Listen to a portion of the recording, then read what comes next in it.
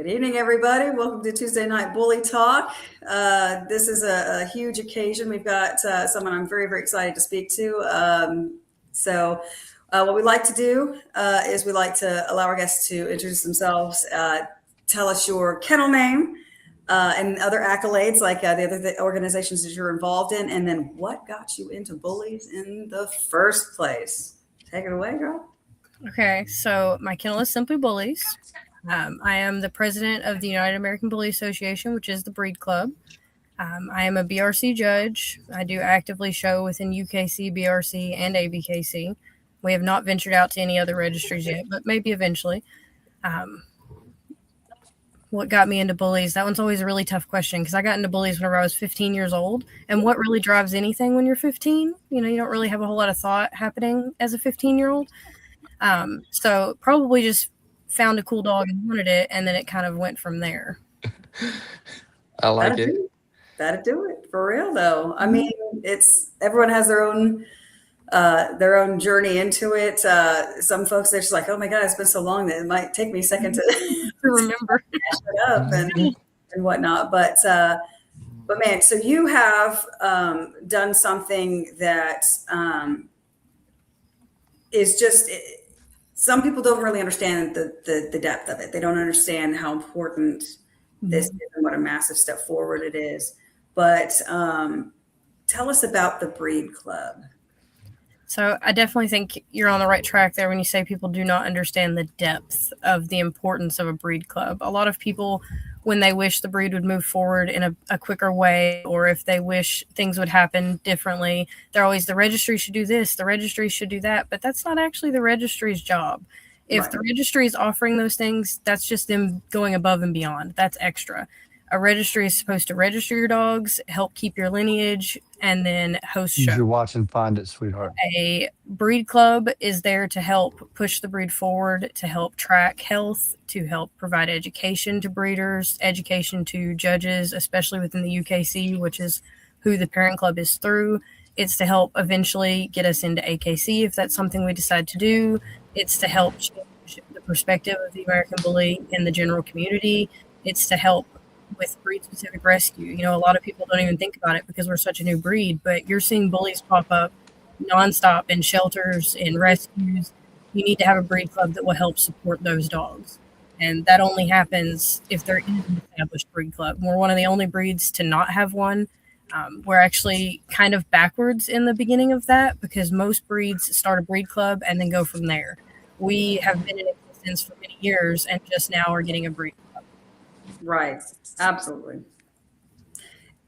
So I think that was one of the things that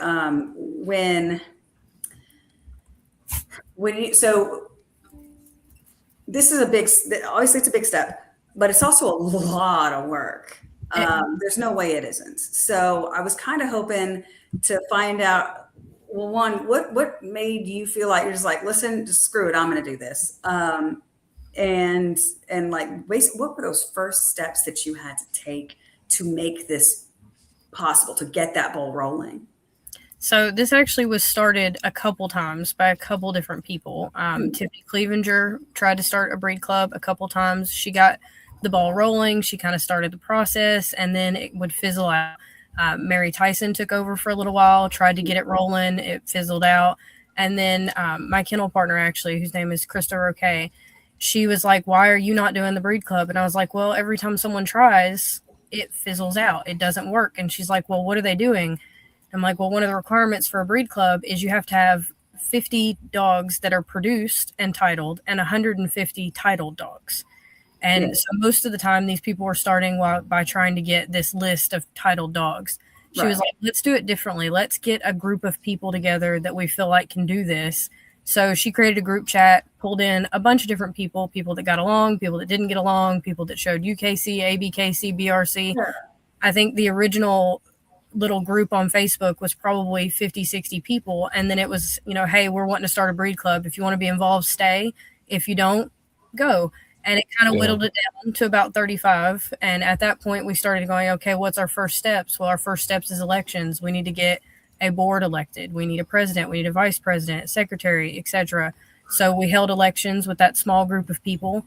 And then at that point, it was on the board. Those 8 people had to then gather all of the information that the UKC wanted, because to begin a breed club and get any kind of traction, you've got to go through one of the registries. And at that time, the UKC was the only one even interested in having a national breed association. So we went through them. We had to Steadily have. losing her. I can't hear. Sorry. Can y'all hear me? Yeah. We Yeah. mhm. Yeah. Had to have 50 Oh. produced titled dogs, 150 titled dogs. We had to have at least 30 members. Everybody had to pay membership fees. We had to do a code of ethics, actual legal bylaws. We had Wow. to do mission, values, mission statement, goals. It was basically a business plan had to be completed and then submitted with information about each membership or each member and all of that, how the membership was going to work, how you were going to apply to be a member. Yeah. So it took about 1.5 years for us to get everything completed, done, and sent in. And then we got our official approval in April of 2024. So we've been an official breed club for almost a year. And within that year, we've accomplished quite a bit. We got the first judges education for UKC off the ground. The UKC accepted the American Bully in 2013 and has not hosted one single judges education for the breed until June of 2024. Wow. We pushed for Wow. that, we got that in. We were able to kind of get a little bit of feedback and some conversations started about a couple things in the breed standard that we were able to get at least provide input on, and they updated at the beginning of 2025. We were able to get OFA SHIC number, which is a big deal, because previous to that, if you wanted a health test in American Bully, you kind of just had to guess what was necessary, which Right. meant we were doing a huge laundry list of tests and spending a large amount of money to do all of this. Now we've got that narrowed down to the most important tests. Not only that, but the SHIC program helps to track health in the breed. Yeah. Every single time an American Bully gets a SHIC number, whether they pass or fail, it gets listed into a database, and we can help track breed health from there. Dang. That's a huge deal. We got to deal with Embark so that we can get discounts for all the breed club members. And we're also going to be hosting our first specialty in June of 2026. A lot of people don't know what a specialty is, but it is essentially a breed club's version of nationals. That is where only American Bullies show. It's not all breed. It's only about American Bullies. You bring them, they show against each other. There are versatility awards. There's going to be a best in specialty show, really big prizes. It's themed, so it's a lot of fun. A lot of breed clubs will make them quite large. One of the ones that stands out to me is the Golden Retriever Breed Club. They did one last year where it was take me out to movies, and everybody gets a little goodie bag when they come in. Everybody got popcorn. It was a ton of fun. They did a dinner. Like, it really helps to bring the community together and helps to show the registry, because UKC does need to see bullies. It helps to show the registry a lot of nice dogs in one place at the same time. Oh, for sure. And when is this again? When is the specialty show? It is in June of 2026. I want to say it's June 10th. Let me look for sure. So Oh, wow. y'all started this April of last year or 2024. Mm-hmm. And then you wasted no time. Like No, y'all we started. tried to move forward pretty quickly. Yeah, because there's so many steps and hurdles that you had to overcome, Yeah, and now you're doing a specialty show. Wow. Yeah, we wanted to get it moving quickly, especially because everybody knows bully people are only interested in things that actually are doing something, if action is actually happening. And we didn't want people to join the breed club and then sit around saying, well, nothing's happening. You're not doing anything. We're continuously doing things. We support rescues every single year since the little group chat was started. We have supported at least one rescue. We started doing it monthly now. We donated to a rescue this month for Christmas. I think it was $450. Next month, we have another one planned. We have a junior scholarship fund for juniors. We've got breeder education. We have a shop. We've been trying to push it pretty hard to get it going, because we feel like it is very necessary to move the breed forward in a positive way. And the only way that's going to happen is if other breeds can take us seriously and the general dog community can take us seriously.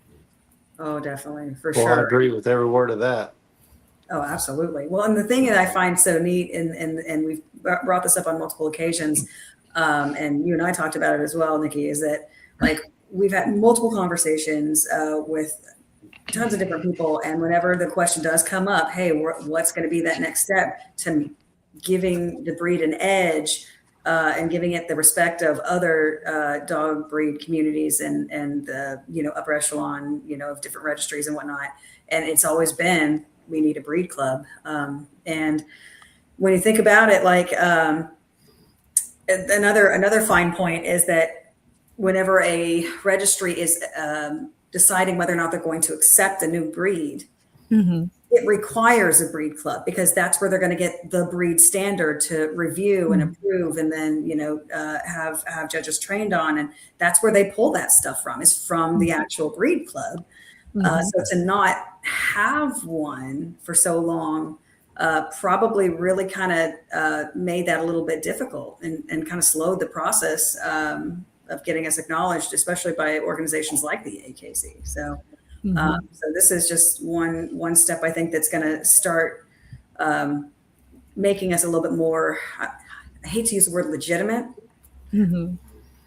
but it feels like the right word. Yeah, it feels like the right word. Oh, I hate saying that. God, but it feels right. But yeah. So I mean, kudos to you for being willing to do that and put in all that work and getting other people involved, and basically giving us at least the first leg to stand on in that endeavor. So definitely appreciate you for that. So I've got a question for you. What is it that, so you're seeing shows, you're seeing registries, like you told us about some of the things that y'all are doing, but did you feel like other registries were missing something that y'all could bring to the table? Is that what drove you? Like there are things that we want to do that are not being done, and it's not a shot at them, but just to ask you what you felt like, anything else that you wanted to bring that was important to y'all. So it's not even really that we felt like the registries weren't doing the right thing. It's that this is not even something they're supposed to have to do. Some of these things that we wanted to accomplish, such as the OFA SHIC number, that's not even something a registry could have began to do. The ABKC or the UKC, for example, could not have contacted OFA and said, hey, this is the health tests that we believe the American Bullies should have, and here's our evidence as to why. It wouldn't have been an option for them to do so. Just like one of the registries could not go through the AKC approval process if we did decide to try for AKC approval. That's just not something a registry actually even has the option to do. I think that most of the registries have done a really good job trying to push the breed forward and trying to encourage breeders to learn and putting information out there on health testing and, how to breed to the breed standard and how to do better. But this is just an area that was never their responsibility to begin with. So it's not that they were coming up short. It's just this wasn't ever their job. Right. The breed club is supposed to come in and help to steward that breed, help to move it forward, help to provide a place that is tracking health. A breed club should be tracking multiple health aspects, such as how often are bullies failing cardiac? How often are we seeing an American bully with bad hips? How often is a bully getting cancer? And a registry is already taking care of so much. They're already keeping all your lineage. They're keeping up with all your registration. They're hosting your shows. They're trying to make the shows bigger and better. And they can't continue to do more and more and more unless they're not focusing on what they're already doing. And so that's where y'all come in. Yes, you got to work hand in hand. Ideally, the breed club should have a good relationship with every single registry. Obviously, right now we're underneath the UKC because that's who was available to start a breed club through. We're going to have the best working relationship with them because we converse with them the most. We can communicate with them, and they're going to look to us whenever they have questions about the breed. Whereas other registries are not necessarily going to look to the breed club for any questions, but we hope that eventually we can continue to build that relationship in a positive way so that we can work together.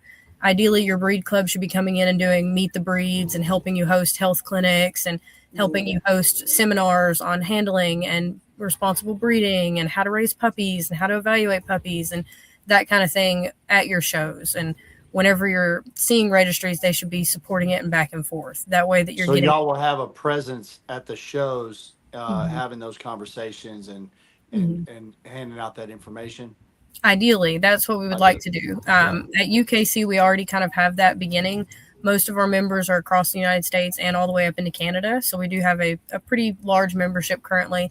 If we're at a UKC show, for instance, we're going to be there handing out quick judging slips to the judges. We're going to be there to help with any questions or information.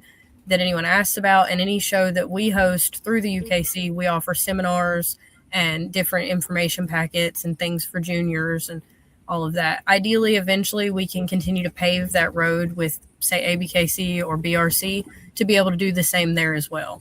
So what does it take? It takes somebody from those registries inviting y'all to a show, or is it more than that? In my head, it's a little bit more than that because they don't really have to invite us. We're already there. I mean, I was at a BRC show last weekend. I was already there. I'm just saying, so like, I guess what I'm asking is you said that y'all need to get in those places. Well, how does that happen?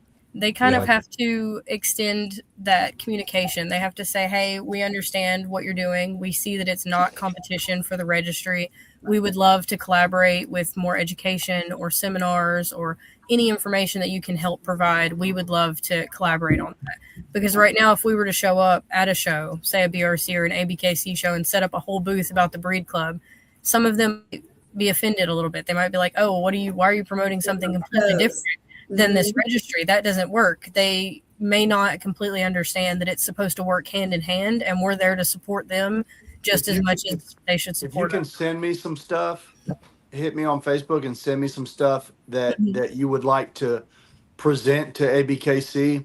I got somebody that's high enough up that I can talk to and maybe, just let them take a look at it and see if that's something that may be interested in reaching out to you and crossing that bridge.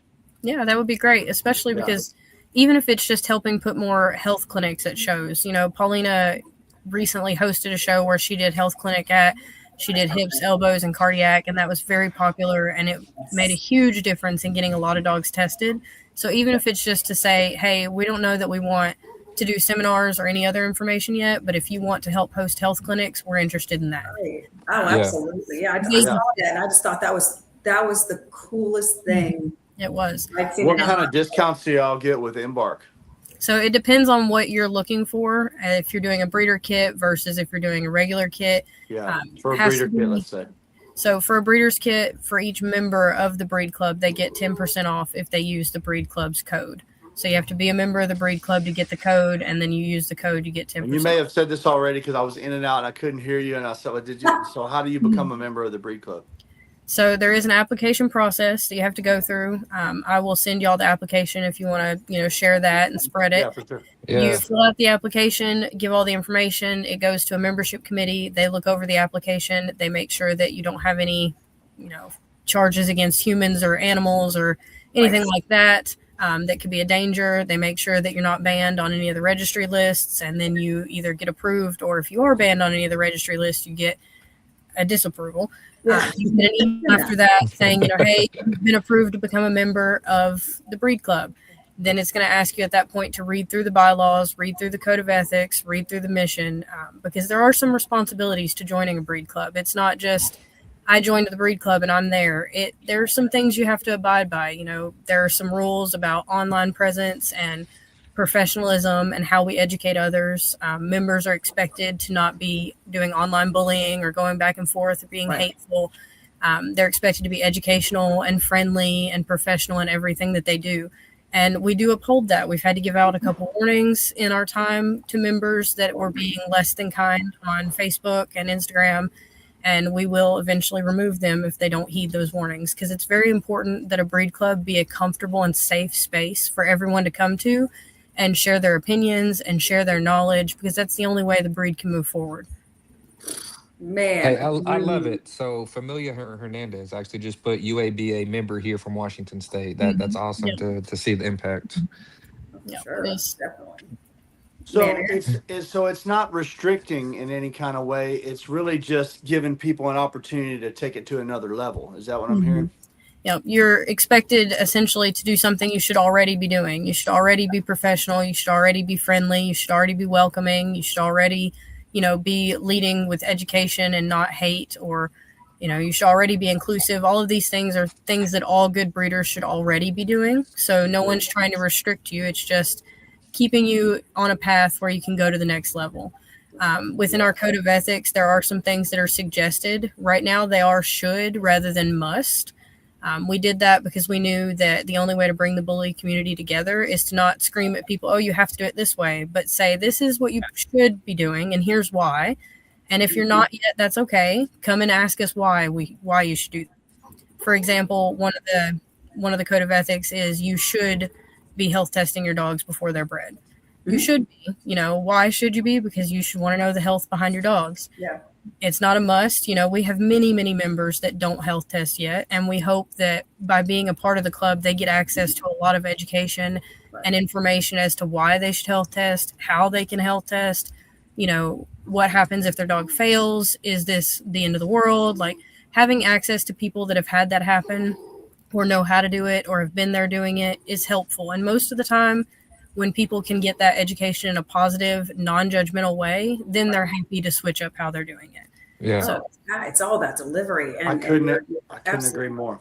That's go ahead, Amanda. Yeah, it's one of those things where, I mean, you're dead on, with the getting them to come in, and then you're exposing them to people that are going to, again, foster them and try to just be like, let me show you kind of like why things, should be done this way, and why you should be more careful about this and more aware of this, and just a little bit more vigilant about this. And because they're seeing people that they have grown to respect and really admire be that way, they are more likely therein to be that way, and to also promote that with other people that they know and that they want to see do well as well. So it's like, man, instead of just coming right off the bat and just being like, here's the line, it's drawn. You gotta be there. Yeah, you gotta be there. But no, this was a brilliant approach to it. I think that way it's just not jumping into ice cold water. They're actually kind of being able to kind of ease their way into it, and be better for it, and then be better out in the community as well. So man, yeah. I did want to address, if it's okay with you, I noticed in some of your comments, some people are talking about health testing. And one of the things that I'm noticing is most of the things that are being mentioned are actually genetic panels. Yes. That's not health testing. That's one test. Yeah. So a lot of people will do an embark on their dog, or they'll go through UC Davis and they'll do a panel, or they'll go to Wisdom and they'll do a panel, or they'll do animal genetics or Orivet, or any of these are genetic panels. And that's one health test that you can complete on your dog. But that's not health testing. That's one test. And it's not even actually one of the tests required for our SHIC number through OFA. The 3 required health tests for our SHIC number to be obtained are OFA hips or pin hip. You can do either. OFA elbows and OFA advanced cardiac. It does have to be advanced, meaning your dog does have to complete an echocardiogram and pass it, or technically you could fail it as well. The good thing about the OFA SHIC program is it's not about a pass or a fail. Right. You get your SHIC number even if you fail all 3 tests. The OFA SHIC program is meant to encourage people to test, because health testing is for education. We cannot better a breed if we don't know what we're working with. And that means that we health test even if the dog fails. For example, and so for people that don't know, what's the best way to go about doing that? Is it, is that something that people do through y'all, or do they need to contact them directly and then feed that information to y'all once they get tested, or how's that work? So to do your health testing, you have a couple options. You can go to the OFA website, which I'll send y'all the links, so you can put that out there as well. They list health clinics that are hosted by different shows and different vet clinics across the United States. You can have your hips, elbows, cardiac done at any of the clinics that list them. You can contact your local vets to find a vet that offers OFA testing or pin hip. A lot of times cardiac is going to be your hardest to find. That's because it has to be done by a cardiologist. So those OFA health clinics and reaching out to the Breed Club to ask about OFA health clinics will help you in finding places to get that done. If at any point someone is looking for a clinic to do their health testing at and really just not able to find one, they can reach out to us on the United American Bully Association page, or to any of our members individually, and they will help you find a clinic or a group that will help you find a clinic to be able to complete those tests. Once those are done through your vet, you'll fill out your OFA forms, and then those will be submitted to OFA. Once they're submitted, each of the tests, you automatically get your OFA SHIC number. So you don't have to do anything extra. Once you complete the testing and the forms are sent out, it will be automatically listed on your dog's OFA. Nice. All right. I'm all about covering all those bases. I think I think breeders checking those boxes just speaks to their ethics and speaks to how serious they are about getting to the top of their game. To me, Yeah. Absolutely. And I mean, ultimately, we all want the same thing. We all want beautiful dogs that match the breed standard, that have beautiful breed type, that are healthy and can survive throughout their lifetime without being a burden to themselves or to their owners. And the only way we can do that is if we health test, look at what our dogs have to offer, and breed for better. There we go. I'm here for it. And this is, I mean, this is just not even this breed club and all of its, adventures and goals and everything. Crazy enough, that is not the only thing that you do. Like, you have quite a few accolades yourself outside of this. Someone had mentioned earlier that they think you're the best judge ever. So I appreciate it. I think I can about list a that. few. I think I can list a few judges that are much better.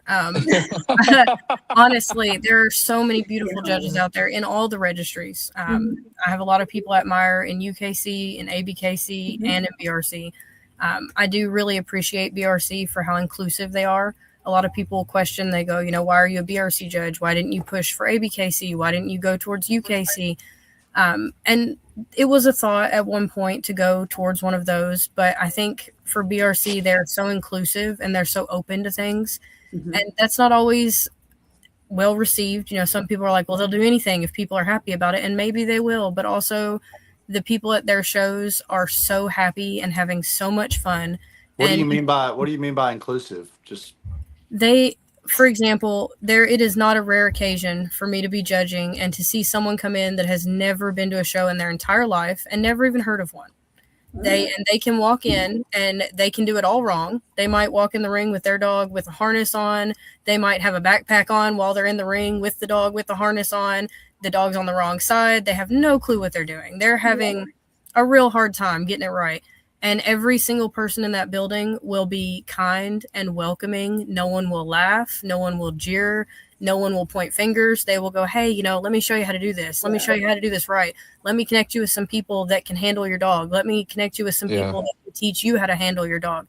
There is never a moment when someone feels out of place at one of those shows. And that in itself brings a lot of people into the breed. If you go to a show and you feel judged because you don't know what you're doing, it turns you off. You don't want to go there. You will probably never return, or it'll take you a little bit of time to return. Yeah. And they're really good about being very inclusive. They're great with their juniors. They do free junior classes where all the juniors come in and get to hang out with the judges and learn from them. It's just a very open environment, and that friendliness really brings people to them. Yeah. Oh, absolutely. Definitely. yeah, agreed. Yeah, they do a good job.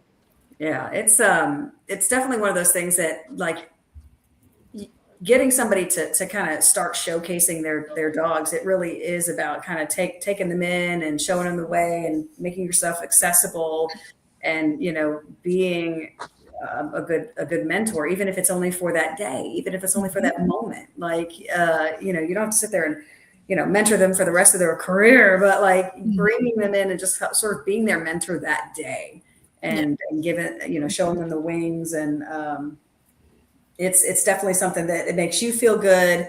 And then, I mean, fast forward to like a later show, you see them again and they're killing it, and you're sitting there thinking like, proud mom moment, just like, oh, I'm so happy to, see that they stuck with it. And that, they're using some of the tactics I gave them, along with some new things that they picked up along the road. And it really is so heartwarming to see that, and to see people grow and evolve. It is. And I think all three registries have things that are great about them. I think that ABKC is the home of the American Bully, and it always will be.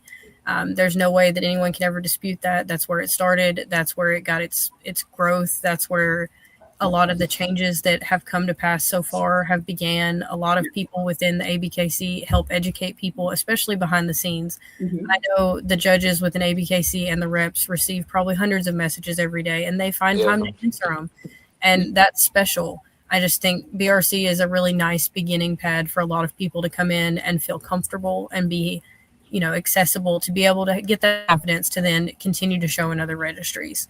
Yeah. And I will say that that's one of the things the Breed Club wants to continue helping to foster within UKC, because a lot of the times when people go to UKC after having shown in BRC or ABKC, it is a bit of a culture shock. It is not the same. They're very surprised. They're usually pretty shocked. It's not just about the general differences in the venue and how the show is ran. It's also the things such as if you're not registered for the show by 9 a.m., you don't get to show that day.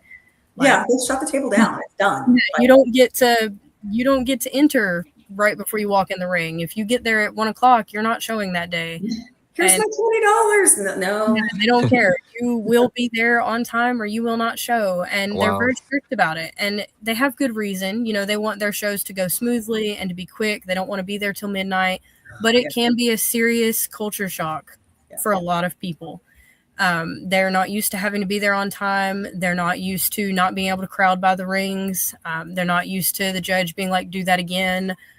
There's a lot of things that are just different about UKC, and it can be such a culture shock that when people go, they may have a bad experience, and we want to try and minimize that. We want, if somebody's wanting to try out the UKC and they've never been, let us know. We'll make sure somebody's there to I help you. like that. We've got members across the entire United States. If we can get someone there to help you, we absolutely will. And we do want to encourage more people to bring bullies to the UKC, because right now all they get to see is the same dogs over and over again. It's the same people that have been showing in the UKC since the beginning. They don't really get to see the dogs that have the breed type. They don't get to see a lot of those dogs at all. And if they see one a year, then no, they're not going to believe us that there's nicer dogs out there. If we tell them that there are typey dogs that can move and breathe and are functional, they say, okay, but where are they? Because I don't see them. This is what I've got in my ring today, so this is all I can judge. Yeah. So we want to try and close the gap that is right now existing between UKC and the other bully registries. Then we've got to start showing. And there's going to be a little bit of an uncomfortable time whenever you might go to a show and your dog may not win. And then you're like, my dog was the best dog in the ring and I know it. Why didn't it win? Because change takes time. Judges have been seeing the same kind of dog in UKC for years and years and years. And your dog's going to come in and look totally different. And it's going to take some time for them to understand that your dog is closer to correct than what it might be showing against sometimes.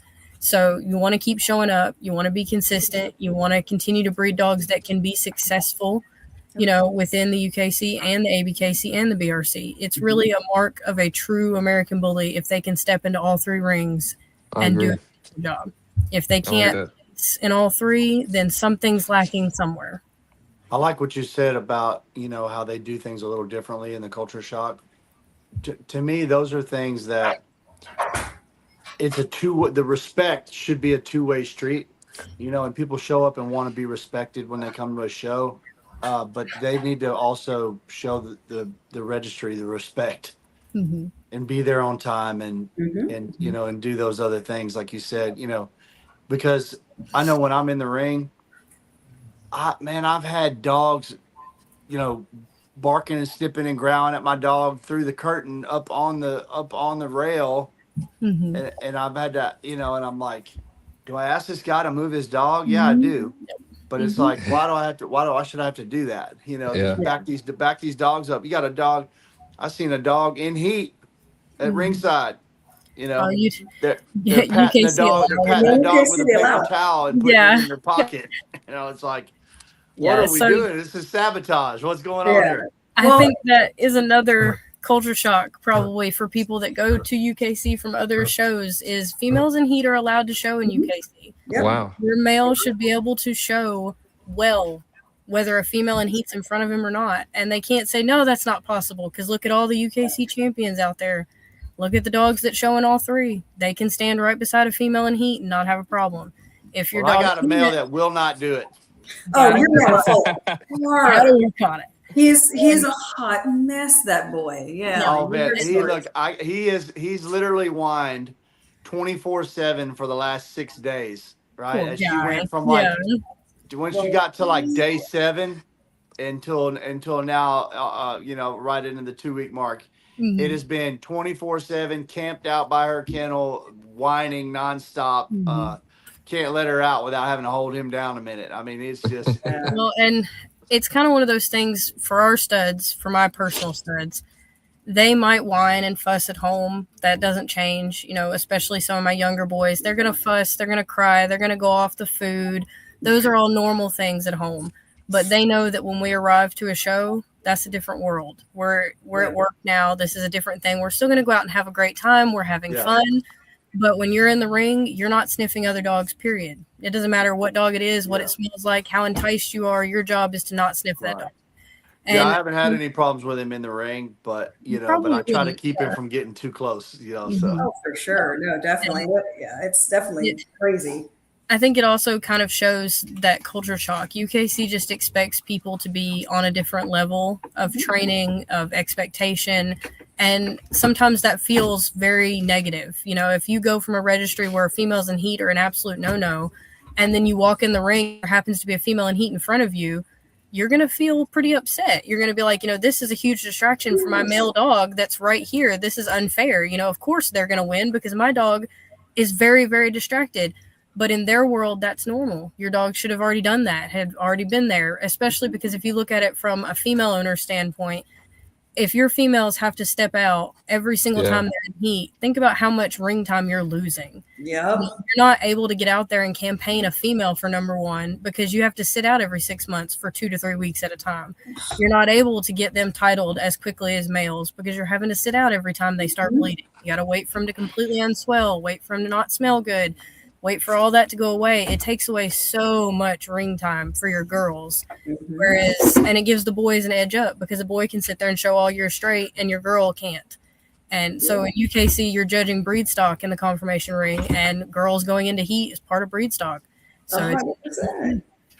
Yeah, and we talked about this too, not too long ago, especially when we were discussing how Piggy, Grand Champion Piggy, because of how difficult it is for females to compete against males, and that was one of the arenas that we discussed being so dang difficult, is pulling them out of the market and then missing out on the additional points and majors and being able to compete against these males. I mean, which is why having this most recent nationals and having a female as your top dog is unparalleled. Salute. it is. And it's that diligence. It is.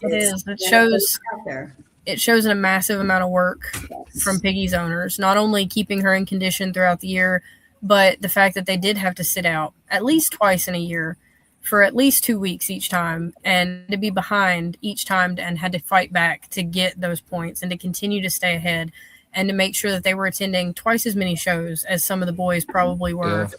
And it's an amazing accomplishment for them. And I feel like more females should be highlighted. And the only way that can happen is if they're allowed to be in the ring when they're supposed to be. Because when you get down to what conformation really is about, it is evaluating brood stock. Yes, okay. Go in the conformation ring. It's a dog you're planning to breed. Is it going to be breed quality? Let's see if we can find out from judges you respect and know about the breed if this dog fits the breed standard. And part of brood stock is females that go into season. So, and the only reason, if you think about it, when it gets down to it, to not allow females in heat is because other people can't control their male dogs. Yeah. There we go. Absolutely. It kind of comes down to, and it becomes, do I respect the dogs around me enough to be able to control my dog and to be able to do things the correct way, even if a girl in heat is in front of me? And those are just things that we have to continue to work to elevate our community to. We're just not quite there yet, and that's okay. It's not the end of the world. Not everybody's ever had to show with a female in heat, and that's something that you have to start pretty young. But it's something we should be working towards. It's just one example of things that other breeds are doing and regularly doing that we're not even thinking about. Yeah, I haven't even gotten there yet. Now, gosh, man, you spoke to my heart. So we've often said that literally the whole point of a conformation show is to showcase your breeding stock, right? Mm-hmm. And so one thing that I have noticed that is so not counterintuitive, kind of almost counterproductive, is the idea of breeding stock versus show stock. Mm-hmm. So in other registries like AKC and UKC, the only difference in stock that they really have is you have dogs that are working Mm-hmm. or conformation. So it's like within certain respective breeds, like you have ones, those are working lines, those are show lines, you know. Outside of that, it's just like you're showcasing your breeding stock. These are the dogs you're actually breeding, and so they've got to be on point. And so with the American Bully, you hear the phrase, "Oh, well, that's just brood stock. That's that we just use that. That's a breeding tool. It's a, you know." Mm-hmm. And I feel like that might be an area where we're holding ourselves back without really realizing that we're doing it. Mm-hmm. We're inadvertently holding ourselves back by, you know, still breeding dogs that can't quite get there, or, you know, you're using this as a breeding tool. It should be able to win in the ring if you're breeding it, right? Like, so there's just that mentality that I feel like sometimes it can kind of we're getting in our own way. I didn't know, is that something that you kind of, what's your sentiment on that? Personally, not speaking, you know, for the breed club or anything like that. Personally, there is a place for brood stock, and it does exist in other breeds. It does exist in, you know, all your established breeds. I think one of the big differences between brood stock in other breeds and brood stock in our breed is it's just a label that we slap on dogs that we want to keep that are not show quality. Oh, that dog's brood stock. But why is it brood stock? Somebody should be able to explain to you why that dog is brood stock and what it's going to bring to that breeding program, rather than just saying, well, he's just too extreme for the ring, or he's just got a couple flaws that don't make him, you know, ring worthy. People have to really determine, is this dog going to move the breed forward in some way? Right. Isn't able to show. Like for me, example, I did a breeding with Jaws forever and ever ago. It was actually his first ever. And out of the puppies, they were all beautiful. There was one girl, absolutely stunning female. She was born with no tail, just a little bobtail. And it's like, in that moment, do you keep her because she's the best female? She passed her APET the best. She had the best structure. Gorgeous dog. Or do you not keep her because she doesn't have a tail, so she clearly can't show? Well, in that instance, to me, that's a brood stock dog. She still contributes to the breed in a lot of great ways. She can still pass beautiful structure on. She just doesn't have a tail. I did keep that female. I did breed her. She produced mini champions. This was many, many years ago. She's spayed now. But that's an example of brood stock for me. It's not a dog that has so many flaws that it could never be looked at and seen value from. Yeah. Good. Okay. That was kind of, man, I like that answer. I was kind of hoping that was the general consensus on that one. I like that. The community is like, just like you said, it's just a second ago. It's just like, there's a lot of times when they'll look at a dog and they're assessing their own dog, and they like, okay, well, I can't even, I know not only can she not win, I know that I'm going to get looks. I know that I'm going to get, people talking about this dog, and they just don't want to do it. So they have the tendency to try to hide the dogs or whatnot. But that's the thing, is I kind of feel like we as a community need to get people to come out and bring these dogs, regardless of whether or not they're afraid of it, because you've got so many people that have so many really, really good dogs, but they're just afraid to have people put eyes and hands on them, only because they're afraid they're going to hear something they don't want to hear, even if their dog is good. It's a fear that everyone has. I do think it's a huge fear for people, and it's unfortunate. And I think that a lot of the community has pushed people to be that way. If the dog is not as close to perfect as possible, don't bring it out. We're going to tear it apart. There's going to be bad photos posted of it online. And that's unfortunate, because there's a lot of dogs out there in people's kennels, in people's homes, that are beautiful dogs. And maybe they're not bringing them out to the show ring because they lack a little angulation. Yeah. But are they awful because of that? Or is that just a flaw to be aware of? Being able to really evaluate dogs and be able to tell someone positives and negatives is important. When you become a judge, I'll have to find the article for you because I do not remember who wrote it, but there is an article that is usually shared, and it tells you that for every negative thing, you need to at least try to find a positive. If you can point out 3 negative things on a dog, then you need to find 3 positives as well, because you shouldn't fault. You need to be comparing the dog to the written standard as a whole. And I think it would help people a lot if, when evaluating dogs, you don't just point out the negatives, you also point out the positives. That way that people come out and they feel comfortable to show you their dog, because they already know you're going to tell them, oh, that dog has a really high rear, but also it has a beautiful head. Maybe you can use it. And honesty is going to be key in moving dogs forward. Being able to tell someone when their dog is not show quality, or their dog does not make the cut, or their dog does lack breed type, without them getting very offended and never speaking to that person again, is very important as well. Definitely. It is, again, about delivery. Mm-hmm. Yep. Man. So judging, president of the Breed Club. You mentioned the fact that you made many, many champions off that one female. How many title dogs have you produced? We actually just did this count not too long ago, me and my kennel partner, and we ended up coming up with, within Simply Bullies, there are 76 titled dogs produced. And out of that, there's 150 something titles between those 76 dogs. So a lot. But it's a great thing. Oh, sorry. She said 211, not 150. Oh, wow. Thanks, Krista. My bad. Krista with you since. I think I've actually met Krista before at she tries to remind me often, because I don't like to do bragging. Humbleness is incredibly important to me. And as it's been said in the comments from Mr. Ramos, it's not really about the titles. It's about what the dogs produce. Can you show multiple generations of consistency? Can you show multiple generations of typey dogs? Can you show multiple generations of health tested and passing dogs? Like, these are the goals that I'm working towards, and the titles are just icing on the cake. It is really important to me within my program that our dogs title not just within conformation, but also within performance.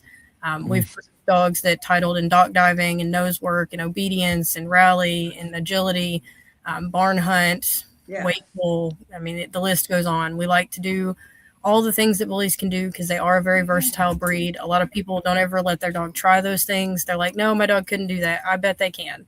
And they'll have so much fun doing it. So we the versatility, health, and functionality are very important to me. And I've made sure that stays at the forefront of myself and all of my kennel partners' brains throughout all of our breedings. Yeah, I found that I took Adonis to,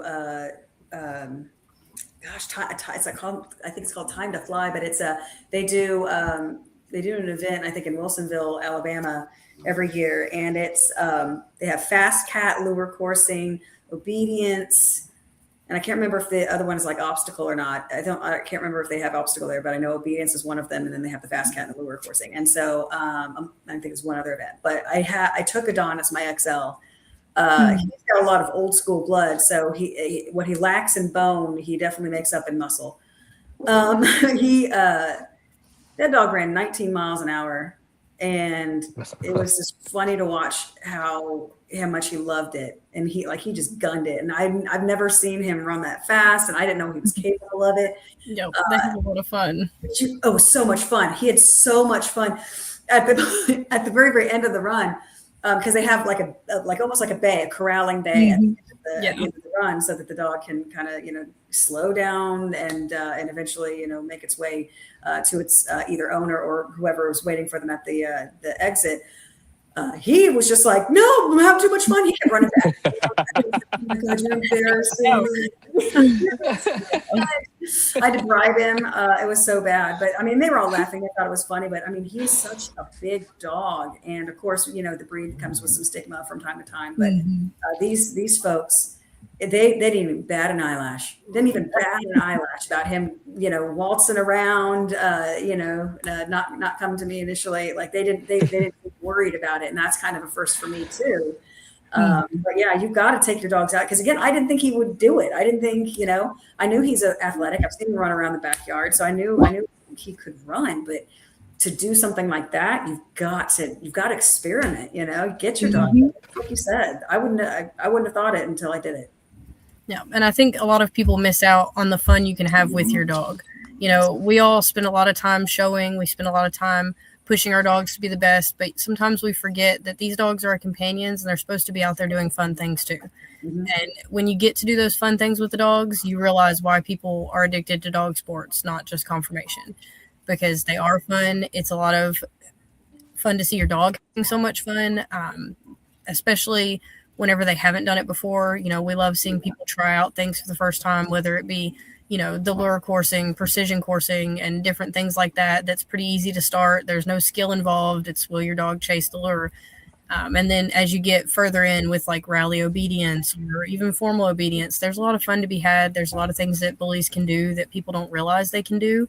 And the more we can get bullies out and showing that, the more we can help create positive associations. You know, you don't want people thinking that bullies are just fat lumps that can't do anything at all or that they're dangerous. And the only way to help fight that is to get them out in the community, get them out in the dog world, have them do things other than just stand in the ring and look pretty. Yeah. That's absolutely fair. And we've had the privilege of speaking to several people who have their bullies in a multitude of other types of events and types of competitions. Jonathan Foster with J.B. Wilson, who has the precedings of the title before his name. I've lost count. There's just so many of them. It's Bless a lot. him. I hope that dog's doing well. I know he was. He was struggling with some health recently, and hopefully he pulls through it, because Watson is definitely. He's that dog. He's a big deal in the UKC, and when you meet him, he's a really cool dog. He's just an awesome dog altogether. He's done a lot of good with him, not just in the ring and in sports, but also in the community.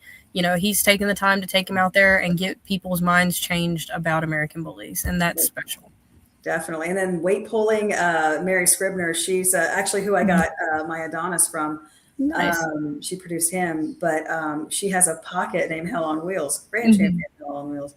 She does weight pulling with her, and that little mighty meatball, man, I've never seen she gets it. Yeah, it was wicked. I can't even remember. It's thousands of pounds this dog pulls, and they have fun doing it. We have quite a few little pockets that have an absolute blast.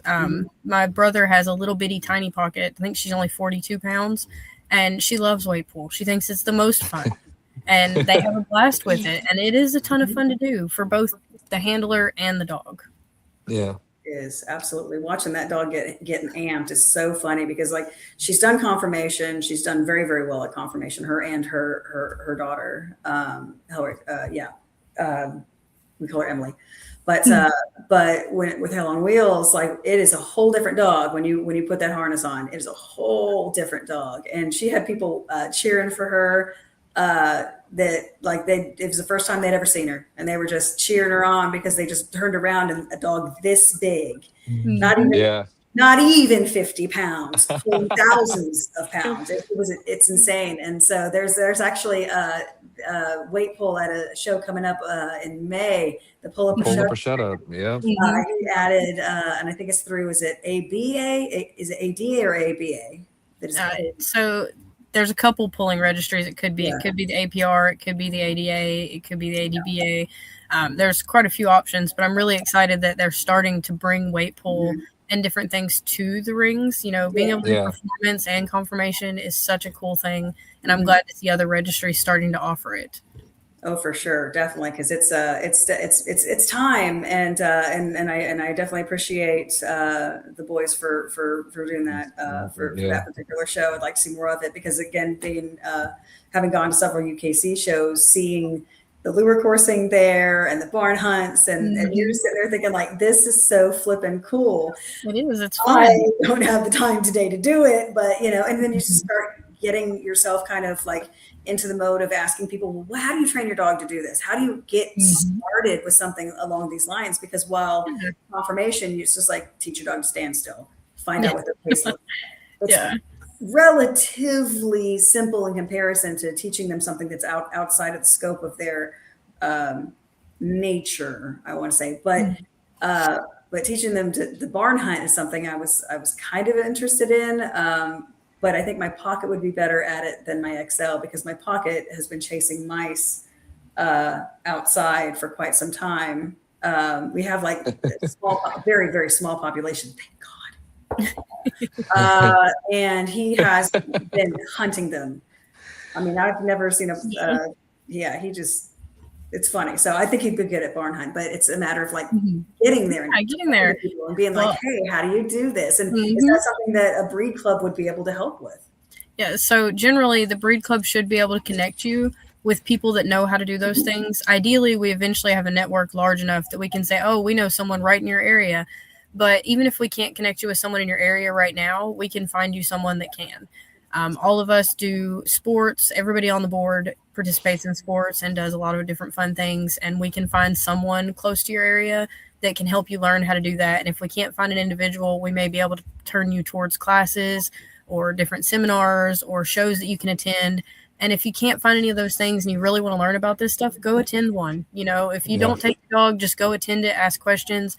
Most people are super happy to teach you and show you how to do that stuff. They want more people doing dog sports. Oh, absolutely. Absolutely. And the dock diving, that looks like it's so much fun. Like dock diving is probably my dog to be just I haven't ever got to watch it all in person. I bet it's amazing.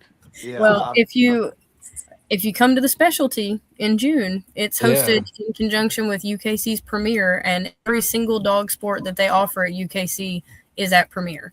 So you've got dog diving, lure coursing, precision coursing. Where's that going to be at? That is Kalamazoo, Michigan. Oh, okay. Yeah. The specialty is on June 10th, but Premier goes from the 10th all the way to that Sunday, which I think is like the 14th or 15th. And all the sports are there every single day. You can see lots of different dogs doing it. You can see bullies doing dock diving. Krista has quite a few that dock dive at Premier. And people love bullies there. They absolutely love it. The first year that Krista took her boy and did dock diving, people would come and watch him specifically because they loved seeing him come off the dock. And it was so much fun. Which male was that she brought that year? That was Grand Champion Bane. Oh, yeah. Oh, yeah. He was a lot of fun. The dog like that, dog diving. Yeah, there were some really cool pictures of him coming off the dock, too. It's fun. It's a fun event. I can see the jowls flaring. For sure. Oh man, that would be a good place. We're going to have a good little group of UABA members there as well. If you are interested in learning about sports, Premier does have a cutoff for pre-entry for sports. So if it's something you may want to do with a dog at Premier, contact one of us. We can help you get signed up for it. If you just want to come and spectate, there is no charge. You don't pay to get into UKC shows. You just pay to show your dog. So. Nice. Yeah, that's a big one. And I noticed that just like you said, there's the culture shock. One of the biggest culture shocks that I had the first UKC show that I went to was one, you don't pay anything at the door. Two, there's no music. Yeah, it's very quiet. I don't know about all that. It kind of depends on what breeds are showing at the time. But I think the only time that it was stressful, everything else was just so smooth. Lynn Popwell, she actually met me at the door. She saw that I had bullies and she was just like, let me show you where you can crate up. She actually helped me put my crate space together. Yeah, Lynn is really sweet. I was like, dang. And so, and it's just been a thing every time I've gone there, she and I, meet up and talk while we're there, but she's the one that it's just such a kind thing. And it wasn't something that I was used to, but the no music, but that first year, it was raining outside. So they brought the lure coursing. Oh, I remember that. We were there. And I just remember it was Adonis's first UKC show, and he just didn't know what to make of all these hounds just losing their composure, waiting, like watching other dogs run the lure course, just losing their minds. And Adonis is just looking at me like, "What have you brought me to?" He was so frazzled. That was he did not perform very well that year. But, that show was an adventure. We were there as well, and they did not plan very well for keeping the lure coursing away from the show ring. It was every year, with it right there. With it was always a scarf. It was right there. I was like, oh, this is such a bad idea. But they've done better each consecutive year after. They've done a lot better. We'll be there this year as well. We try to attend every year. Just because they do offer quite a bit. They have rally there, they have confirmation, and they do lure coursing, and it's right in Alabama, so it's easy to get to. It's a nice venue. The River Region Club runs it, and they're very sweet. They're very helpful. Really nice group of ladies runs that one. Oh yeah, super, super, super fun. So it's like if you're for any of you guys that are in the Alabama area, or Georgia, Mississippi, Tennessee, if you can make your way to Ottaville, it's a little bit outside of Montgomery, so like Center Mass in Alabama. It's on Valentine's Day this year. Yep. Woo! It's definitely if you're gonna have a first UKC experience, I really do. I have nothing but great things to say about River Region and this Ottaville show that's every February. It is definitely it's a great show. You've got definitely if that's gonna be your first experience, it's a good one. It is a good one. Are there limits on like events and things like that? Like a dog can do all of the above or what? So most of the limits in UKC is pre-entry only, meaning for that particular show, you have to enter ahead of time. You have to enter by their pre-entry date. I don't know off the top of my head what the pre-entry date is, but you have to be entered before then. They do have a limit most of the time on each event as to how many dogs can enter, but it's kind of an obscene limit. It's usually 200 to 250. They usually don't get anywhere near it, and they'll tell you if they're getting close. But other than that, your dog can compete in as many things in a day as you want. And if they compete in a performance event and place, and they compete in a confirmation event and place, they get an extra title, which is called a total dog. And you can rack up as many total dogs as you want.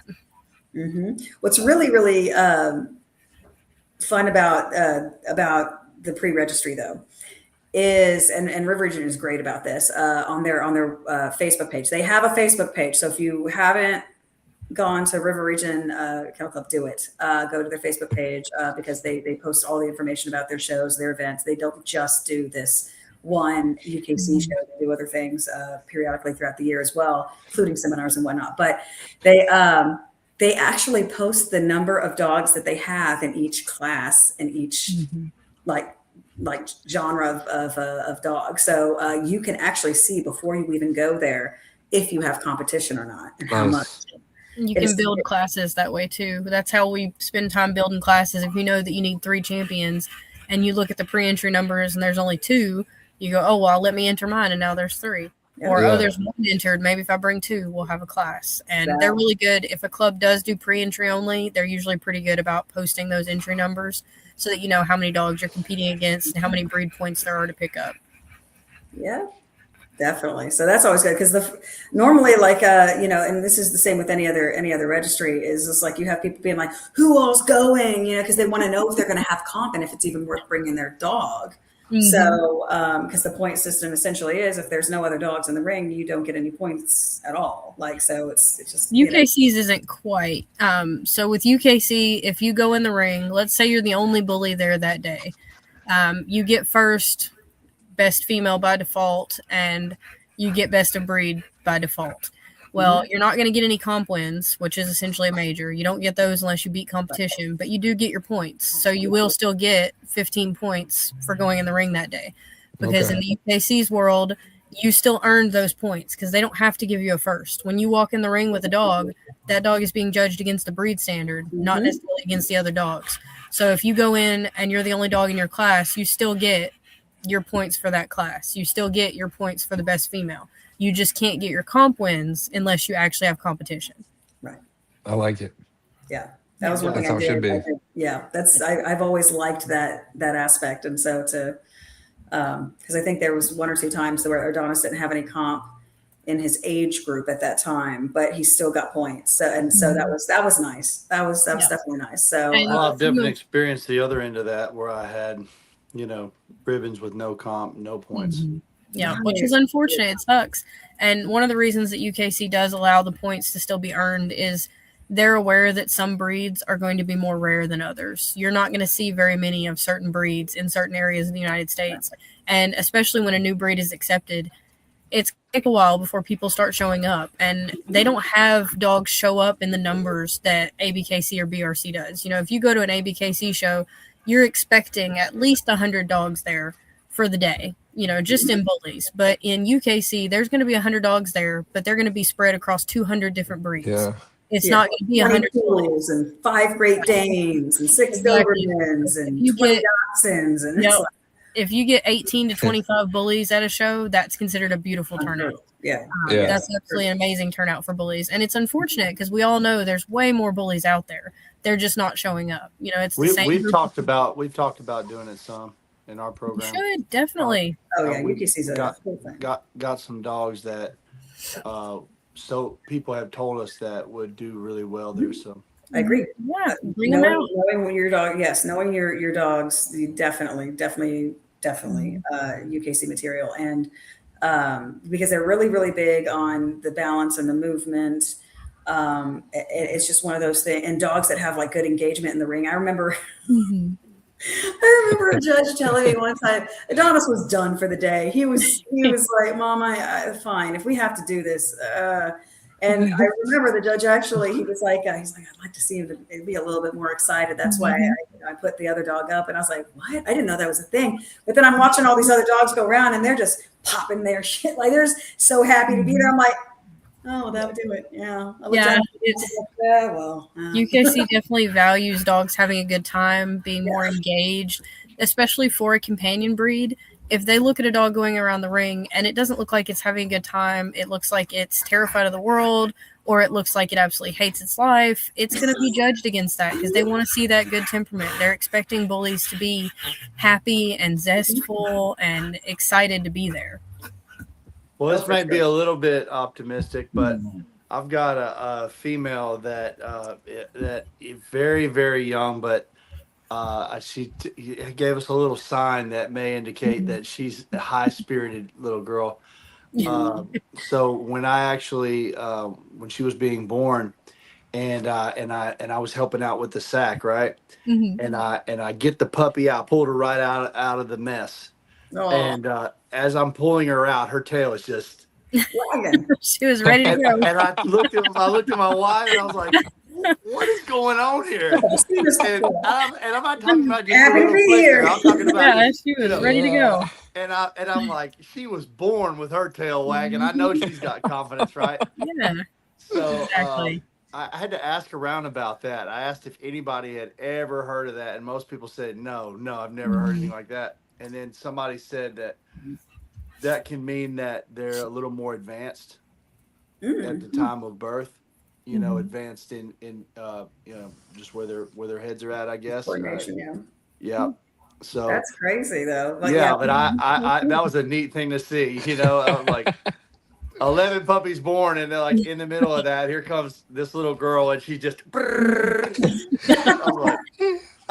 When I was breaking the sack and I seen it going in there, and I was like, "What is going on here?" What is that? And then once you get her out of everything, you're like, "Oh, that's her tail! Oh my god!" Here I am. Oh my god, it's just her tail. Yeah, for sure. I feel like she's gonna be high spirited. You know, For sure. She's ready to go. Ready to go. Yeah. I love it. Yeah. And UKC, they're just everywhere. But the thing about UKC that's so different, and Nikki, if you know a better way to explain this, definitely correct me. But essentially it's each show is hosted by a different breed club. Well, by a different club. So in ABKC or BRC, when someone hosts a show, it's either the registry itself, such as with nationals, or it's a show host, such as the ABKC opener. You know, obviously, Rolando is hosting that one. Right. With UKC, individuals do not host shows. One person or even a tiny group of people cannot go in and host a show. You have to have a club. Wow. And there are regional clubs, there are national clubs, and then there are breed clubs. And the reason for that is the UKC wants to know that you're going to have the help that you need, you're going to have the volunteers that you need, and that you can do it. Each club has to host a mock show to be able to host real shows. And in that mock show, they have to do everything that they would for a regular show and then submit all the paperwork to the UKC. And only if they do a good job with the mock show do they get to host actual shows. So it's not just one person or a couple of people coming together to bring these shows about. It's different regional clubs and individual clubs. And because of that, there are a lot of shows in different areas. There's a show in almost every state. Some states have multiple shows throughout the year. A lot of these clubs host multiple shows. There's a show in Cynthiana, Kentucky that their club does that show 3 times a year. And it's the same month every year. You can count on it. It's like clockwork. There's another one in Athens, Tennessee that does 2 shows a year, no matter what. There's quite a few that in Washington are done every single year continuously. But these hosted shows also are done by clubs because they have to fundraise a lot to be able to shows. They don't charge people at the door. You know, there's no admission to UKC shows. There's no booths at UKC shows. So the money that they get to host these shows is from fundraising and their members contributing. Wow. So it is a little bit different. It's ran a little bit different. There's less profit in that world for sure. There's a lot more fundraising. There's a lot more communities coming together to try to make shows happen so that they can see those shows in those areas. And usually if there's not a lot of shows in one state, there's probably a group of people trying to bring together a club to make sure that there are more shows in that state. Yeah. So if you're ever interested in shows and you don't see any, reach out to the Breed Club. We'll see if there's somebody trying to create a club that you may be able to help with, that you may be able to participate in to try and get them there. And the Breed Club itself, we hosted a mock show last November, that was really good. We had about 66 dogs show up, so that was pretty great. This year we chose to put all of our focus onto the specialty that's happening in June, so we're not hosting any shows between now and then. But eventually we'd like to do something yearly or maybe even bi-yearly in different parts of the United States to help get more bullies out there. Oh, definitely, definitely. And another thing, though, that makes it so epic, really, when you're talking about, you know, these groups, you know, doing the mock show first just to kind of make sure that they're capable, is that these shows are multiple days. Like every once in a while, you have like an ABKC show or BRC show that's like, it's on a Friday and a Saturday. They'll have 2 shows on Friday and then, you know, 4 shows on a Saturday. But these UKC shows are multiple days, and there's actually one in Perry, Georgia, that's done every year. That's like 4 days long. Oh, it's sometimes 5. Is it mostly? It's sometimes 5 because usually they host specialties on that first day, and it's not just confirmation, but it's also nose work, rally obedience, formal obedience, and weight pull every year at Perry, and they have huge turnouts, and it is such a beautifully ran show. If you ever want to go to a show that makes you feel like you're in the AKC, that is well ran and unbelievably friendly, Perry is definitely the place to go. For sure. Yeah. It sounds like a triathlon for a handler. It is. It's a lot of fun, but it is a lot of work. You have to be strategic about what you enter. And Premier is the same way. If you try to enter every sport and confirmation, you're going to be running around a lot. So Yeah. For sure, absolutely. But speaking on that, what Michael mentioned as a handler, so UKC has a little bit stricter of a policy when it comes to who handles dogs. Yes. So UKC does not allow professional handlers, and that means any paid handlers. It doesn't matter if you feel like they're professional or if you feel like they do a good job. If they have received money or any kind of service for handling a dog, they are considered a paid handler, and that's not allowed. You must show your own dog in UKC. And some of the reason that they created that rule is because in AKC, handlers rule everything. You know, owner handlers are pretty rare there. It's not common. People are constantly having to compete against professionals. In UKC, it's owners showing their dogs. So if you don't own the dog or didn't produce the dog, you cannot show it. Wow. I mean, it's anything down to you can't even buy them lunch. You know what I'm saying? Like it's deep. If your buddy comes with you to the show and you ask him to show your dog and then you buy his lunch, well, now you're both in trouble because he's now a professional handler and you cannot show your dog. You're serious. And they actually said that too. Serious That's about it. Lynn told me. She's like, you're showing your dogs, right? And I was like, yeah, why? And she's like, oh, just saying, like, hopefully, just want to make sure that you knew that walking into this, since this is your first time, that's you have to handle your own dogs. It's like, dang. So I remember in the beginning of my going to shows, the very beginning, this guy over here and I had a good conversation, really changed my direction. And I was just nervous about not being able to showcase my dog as good as he was capable of. I didn't want to get in my dog's way, and I didn't have a lot of confidence handling my dog back then. And I've come a long way since then, but at this early on, I was pretty self-conscious about getting in my dog's way. I was like, man, he can do it, but I don't know if I can do it. And, and all this. And I talked to Caleb about it, man, I don't know. I think I'm going to hire a handler. And he said, you can do that. And he's like, But what if your dog goes all the way and you're having to watch somebody else out there in the ring with your dog? Mhm. Crossing that threshold. Would you rather that, or would you rather be the one out there with him? And I was like, I'd rather be out there with him. And he's like, Yeah. then you go through what it takes, and To you get there.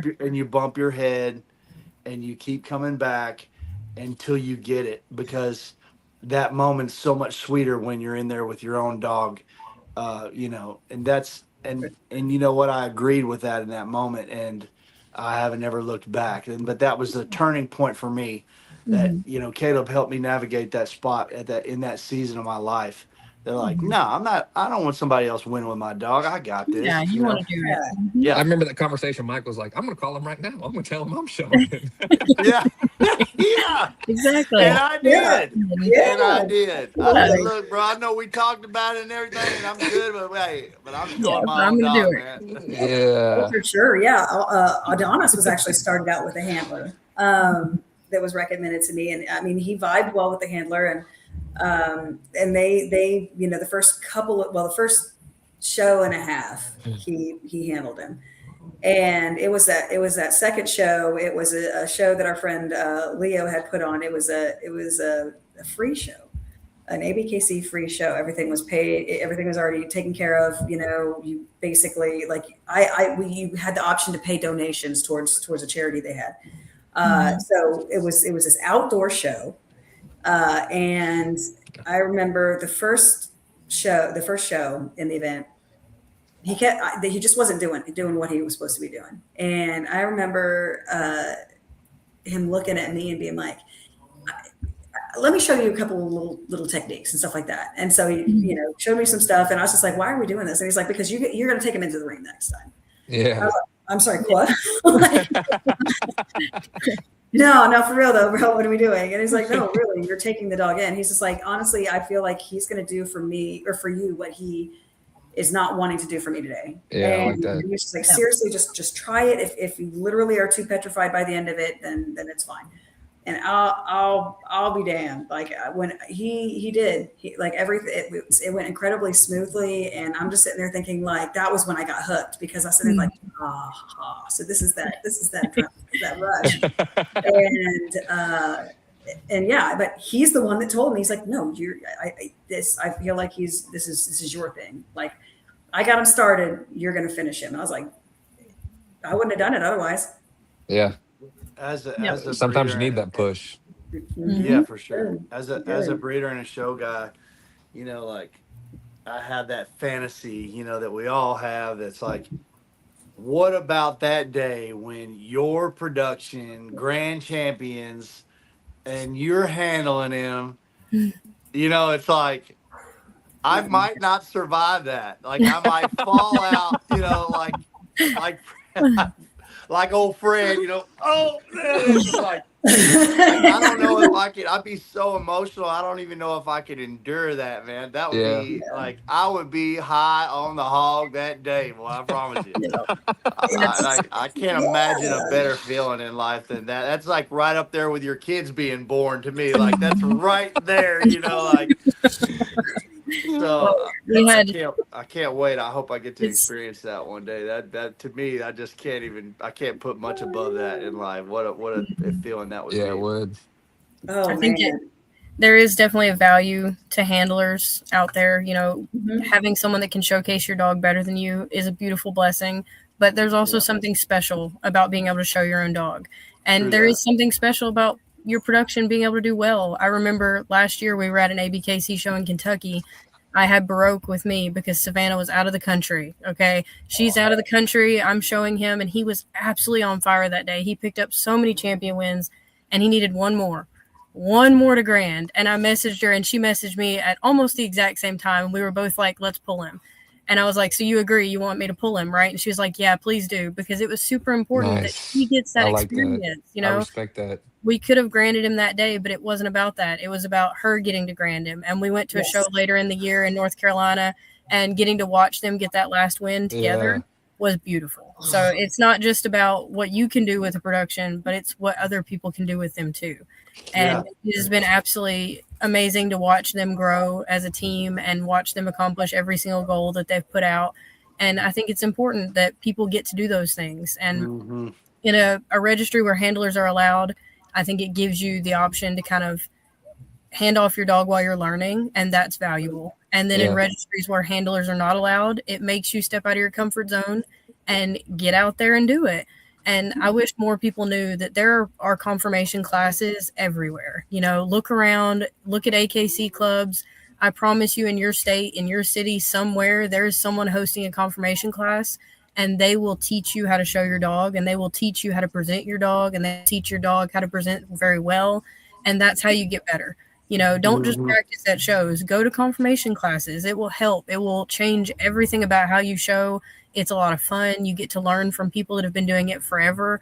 You know, we attend confirmation classes sometimes, and you're talking to people that have been showing dogs 20, 30 years. Right. And you can never understand how valuable that experience is until you get to do it. So I don't know. I haven't heard anything about having those around here. Look at AKC shows or look at what clubs. Look at AKC clubs, because while some UKC clubs host them too, they're very common in AKC. Right. And they will usually welcome you. You know, we go to AKC clubs sometimes. I know, for example, Hannah Abba, she goes to an AKC club. There's quite a few that are going to welcome you, that are going to let you, you know, adventure. And Chris asked where you're located. We'll help you find one. Yeah. Absolutely. I know.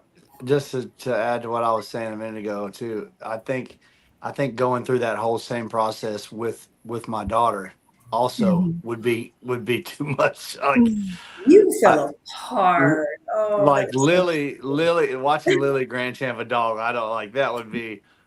I don't know if I could. Like that'd be another thing that would take me right to the edge of life right there. I think. Best Junior, like he lost every ounce of composure, and it was beautiful because you're just like. You know, and you're just so proud. She was so nervous before she did it, but like, so I can only imagine, like, after watching her just take best, like, and it's not just, I don't mean to say it that way, but to take best junior, because it was a big deal. But to Grand Champ a dog or to watch her Grand Champ a dog, oh my gosh, I don't. It's gonna turn into a blob, dude. Just be ready. It's funny, but two of the people that inspired my daughter and I the most right here on the screen with me tonight, because that's awesome. My daughter was at season opener.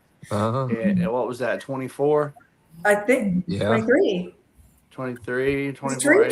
24. Yeah, 24. Yeah, and then like she was nervous and Amanda gave her the old pep talk, you know, and got her head together, and she really remembered that, you know, like awesome.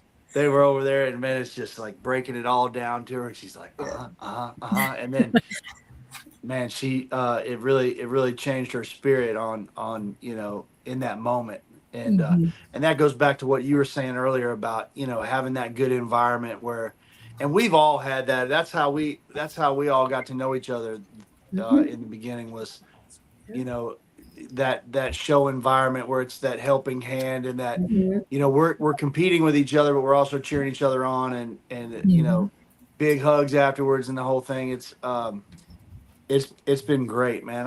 I've honestly, I don't know, I kind of ignore the bad in life. I try to be optimistic as best I can. I try not to focus on all that too much, but it seems like that's what I see at shows, at least in the environment I'm in anyway. I see a lot of that. I see a lot of people showing that love and lending a helping hand. And I've seen a lot of positivity in shows over the past year. I quit showing for a little while in ABKC and in BRC for a long time, even before I became a judge, just because I had some tough experiences, and a couple of people pulled me back. And this year, Savannah was like, you have to go to ABKC with me because that's where I'm campaigning Baroque and you have to be there. So I did. It was a beautiful experience. People are very welcoming. There's a lot of great people out there. A lot of people remembered that I had showed before, and they were like, oh, we're so glad you're back. Like, it has definitely went leaps and bounds in all three registries to have more friendly people willing to help and participate. And that's what we need. You know, really, all three registries be working together, because it doesn't matter where you campaign your dog. You're all campaigning the exact same breed, and that's what matters.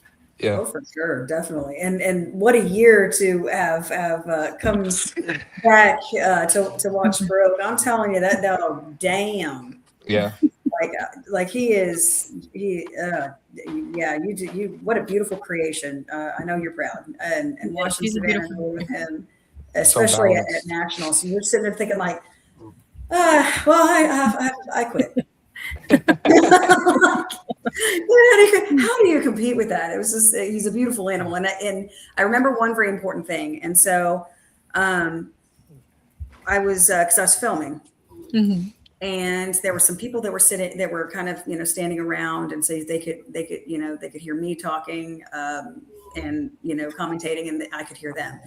And they kept on saying, wait a minute, is that a classic? Or and I'm sitting there thinking like, you wouldn't know, would you? I was like, he's built. Yeah. I'm like, if anything, that's the bridge. Like, he is proof that eventually the classic won't be necessary. Eventually, because he is that bridge. And he and anybody that's like, I never knew until I saw him. I was like, so at the end of the show, I was talking to Savannah, and we were all just giving him some scritches, and he was happy.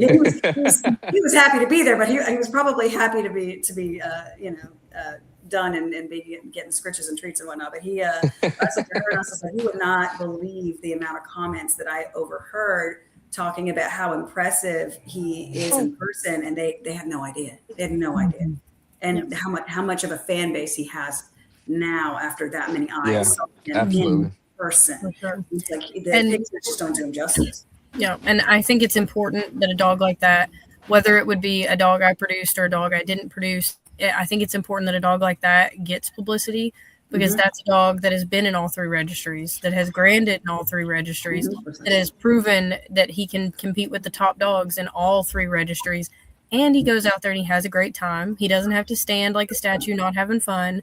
He is very connected with his handler. He is absolutely in love with what he's doing. He's gone out and done sports. He's fully health tested.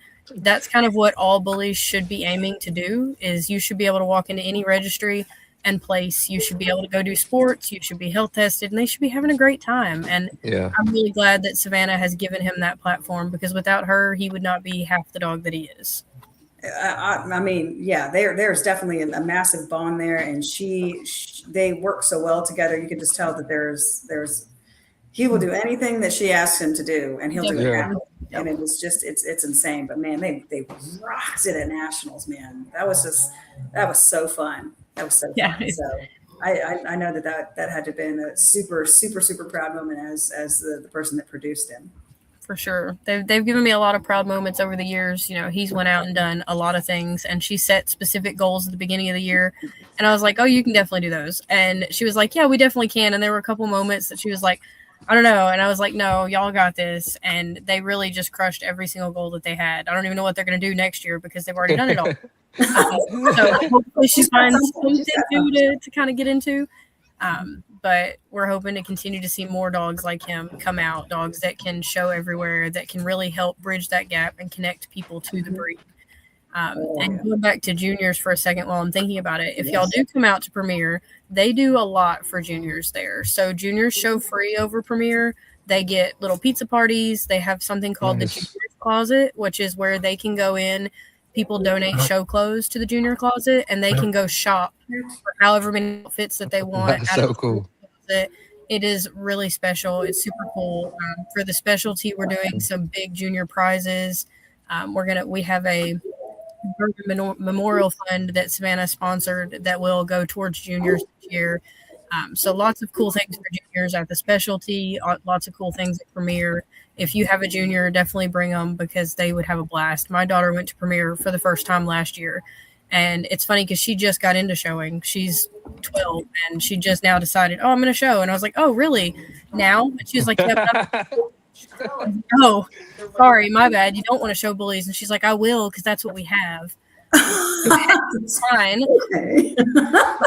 But she's had a lot of fun this year, and it's been wonderful watching her show. And it was great seeing her have a Premier experience there, because they do so much for juniors.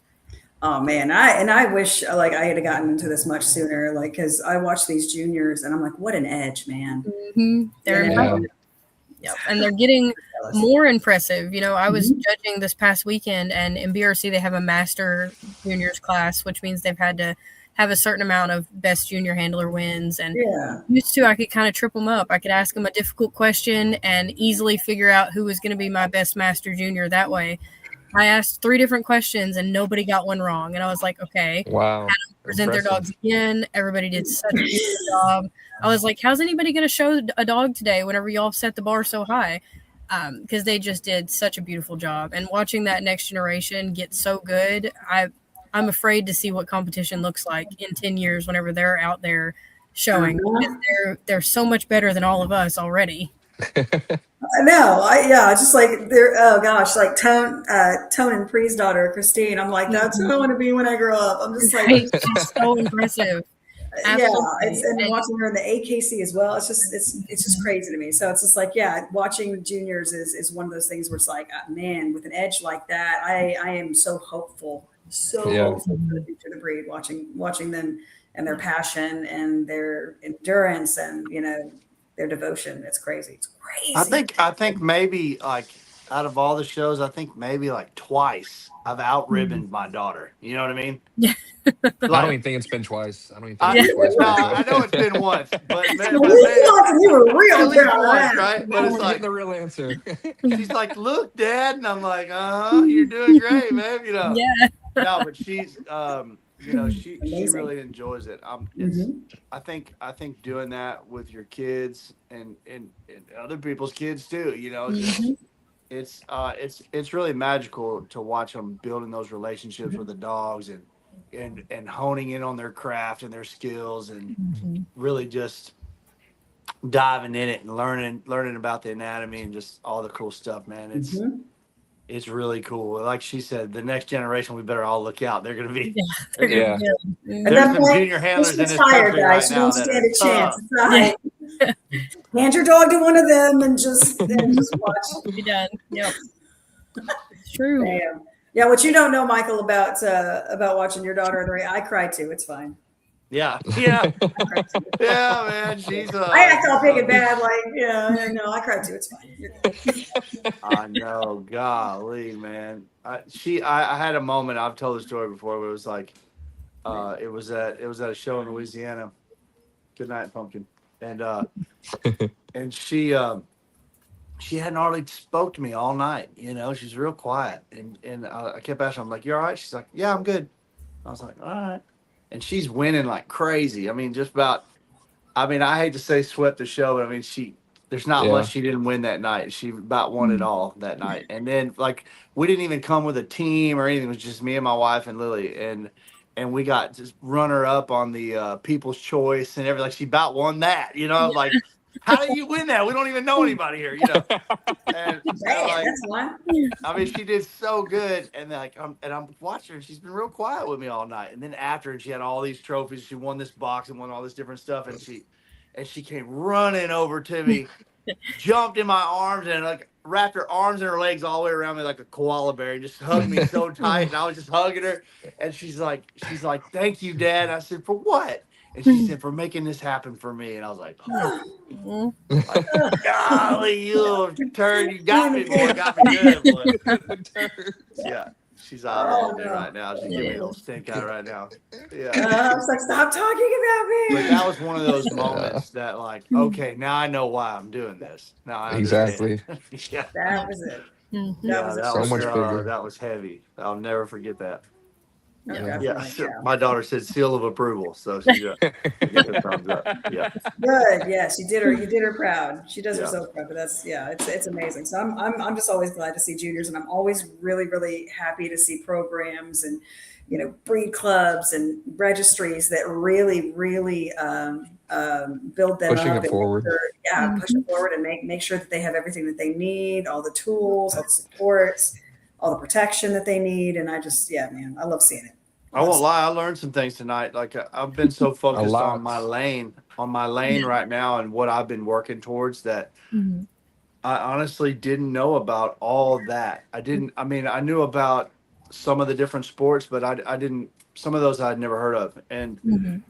I'm very interested to see that with my own two eyes. So I'll be looking up and seeing what I can get to closest to here, and be taking my family to that. I think they would all love watching those events and getting a feel for that environment. That sounds really cool. Yeah. Sure. You should take your. Oh, go ahead. Yeah, so let us know whatever one you're going to. We'll make sure there are people to welcome you and make sure that y'all have an absolute great time because it is a ton of fun. Yeah, That's awesome. You should tell your dad to go with you because he's still got those hounds, doesn't he? he's got so he's got the bird dogs. Yeah, bring them. UKC loves bird dogs. He's got Llewellyn. So my dad's bring he's my pops, man. He's bred Llewellyn setters for 62 years consecutively. Yeah, he should definitely bring them. Yeah, and so they've been breeding Llewellyn setters for so long that there's no pedigree of the breed on earth that's not tied to their camp at some place or another. Yeah, that's amazing. They've been doing it for 62 years. So and they got some beautiful dogs. And maybe he would be interested. That's something we could do together. Yeah, then there's actually an entire, I don't know much about the bird dog section of UKC, but there is a separate section for hound dogs and bird dogs, and there's different sports for them as well where you can actually do hunting trials and everything, like with pointing and things like that. Yep. And like I said, I don't know a whole lot about them, but there's a huge community for it, and they do a lot of different shows and a lot of different things. They even do night hunts. I will try to find out and see if maybe some way I could get him to do that. He may be interested in that. And for anybody who doesn't, and for anybody who doesn't know what that dog is, that's they're so cool looking. They're beautiful. Right. They are, and they're so sweet. See if you can find one that's chestnut, Amanda. That's my favorite color. Ooh, yeah. That was the blue Belton right there, but the chestnut is my favorite, and it's cool because there's puppies year round right down the road. They've been doing it so long, and like the other day he had a couple litters born within a day or so of each other, at least 2 or 3 days, and I called him like, what's going on with the pups and blah, blah, blah. And like, that's what I called for. Right. And I call and it's like 8:00 and I can't get him to answer the phone. And I'm like, hey, what's going on? I guess he's busy with the dogs. Right. So I called a couple more times, nothing. So the next day he calls me back. He's like, hey, did you need something last night? So I'm checking on the puppies. Like, oh, bud, I went to bed. And I was like, what? Yeah, because you can with them. Went to bed. What are you talking about? They're you went fine. to bed. Where do they do that at? He's like, right. I've been doing this since I was 5 years old with my dad. So it's like, it's nothing to me, and I was like, golly. It's different for sure. It's and a lot of breeds are definitely like that. So it's definitely something that we should kind of like eventually like start striving for, is making sure that we have that's what the health testing is for. My wife's picking on me. She said with this litter I slept on the floor in the room for the last 2 weeks. So I think a lot of us become very dedicated to our litters because we want to make sure everything's okay, and there is a lot of money tied up in American Bullies. I made a pallet, and I have slept in the floor for the last 16 days. I've done it. I was like, I got a CPAP machine on and one hand on the mama, right? Sleeping with, like, you know what I'm saying? My friend and I call it your baby mama. Yeah, my wife says, he's at his baby mama house. Where's Michael at? I haven't seen him. He's at his baby mama's house. Yeah. He's with God. No. And I don't mess around with it, man. I try to be right there. I don't want to miss it. So. Oh, for sure, definitely. I keep trying to. I literally slept. I think it was last night? I slept in the bed for the first time in almost 3 weeks. So. Yeah. Dang. I bet you slept like a baby. I slept like a baby. And I think it's important too that eventually education is spread for how to make sure that dogs are good mothers. Because in the bully world, we all are so attached to our babies and they are so precious that a lot of times our mother dogs are kind of sidelined often. People keeping puppies away from moms, not allowing them. I will admit, so this was my second litter. And I learned from my first litter to my second, I was able to back up a little more on this one. I stayed right there just in case, but I let her do a lot more. Like And it was cool to watch because I was able to get a better understanding of the stages Mm-hmm. that she takes them through. For Yeah, example, just course. one off the top of my head, from the very beginning, she lays all the way on her side and kind of and scooches out to let them all be exposed in one direction, right? Yeah. And she lays down just about 24/7. And she's, get up, eat, drink, go to the bathroom, and run right back in there and lay down. And there's always somebody sucking on her, right? Yep. But then as they've developed a little bit, now she normally feeds them in a sitting position. Yep. And then And eventually she'll move to standing. And then she's only letting a few eat at a time, Yep. and then she'll be like, Yeah. all right, that's enough. And she'll go do her own thing. And they're like, wait, Uh-huh. she's like, no, that's enough. Yeah. And I think that that's one of the beauties of really getting to let a mama dog do what she naturally does is there are stages and attributes to raising puppies that we just cannot mimic and cannot do. That's And right. if we can learn to watch from mama where these puppies are and what they need, you can work with her to create great dogs. There's a program out there that I highly recommend to every breeder called Puppy Culture. And Yes. it is a socialization program that starts at birth and continues on. And it will teach you the importance of all of those steps because what you do at 3 weeks will affect your puppies for life. What you do at 4 weeks will affect your puppies for life. What you do at 6 weeks, all the way up to 12 weeks, every action that you do will affect what your dogs are like as adults. So Nikki, you've done this to yourself. It's entirely your fault. But yeah, I will be sending you a friend request if I haven't already, and I expect you to send me all these Everything. things. Yeah, I need all that. trust me, I I need to will. know all of that Yep. so that I can It check is. out these events and look Yes. into Absolutely. the breed club and I want to know more about what you were just talking about because that's Yeah, puppy culture is How- awesome. it is cool. That sounds very cool. It really is a life changer when it comes to raising your dogs because we all want to know how to create better adult dogs, temperament wise, in the show ring. How do you teach dogs things? How do you do these things? But we're all starting too late. You need to be starting when your puppies are born, not at 8 weeks or 10 weeks or 16 weeks. And it keeps it really simple. It's a video you can watch. They sell a binder that will tell you what to do each week. It's dummy proof, honestly, and it's so easy and is absolutely amazing. And if you watch the differences between litters you raised before it and litters you raised after, it's going to be humongous. I mean, the communication between you and the dogs, the biddability and trainability of these dogs afterwards, how easily they become resilient, how they respond to stress, how they handle things. It's just a huge game changer. It really is, and I know that Mary Scribner, she used puppy culture, and it was wild to see the difference between the litters because she's through the litters that she's had. I've been able to keep a kind of a close eye on those litters with her because she there's video of me every single day, and so watching the two different litters, the difference between that one that she had and then the one that she used, puppy culture, it's crazy. Absolutely crazy. I've put that link to the puppy culture website in the comments as well for anybody that wants to look at it. I still need you to send it to me because I gotta be able to find it later. My wife says it's terrible. Have you ever seen the movie 50 First Dates? Yes. Oh, no. I'm not quite there, but I'm close. Yeah, So it's like I have to go and take notes before bed so that when I get up, I know what I'm doing.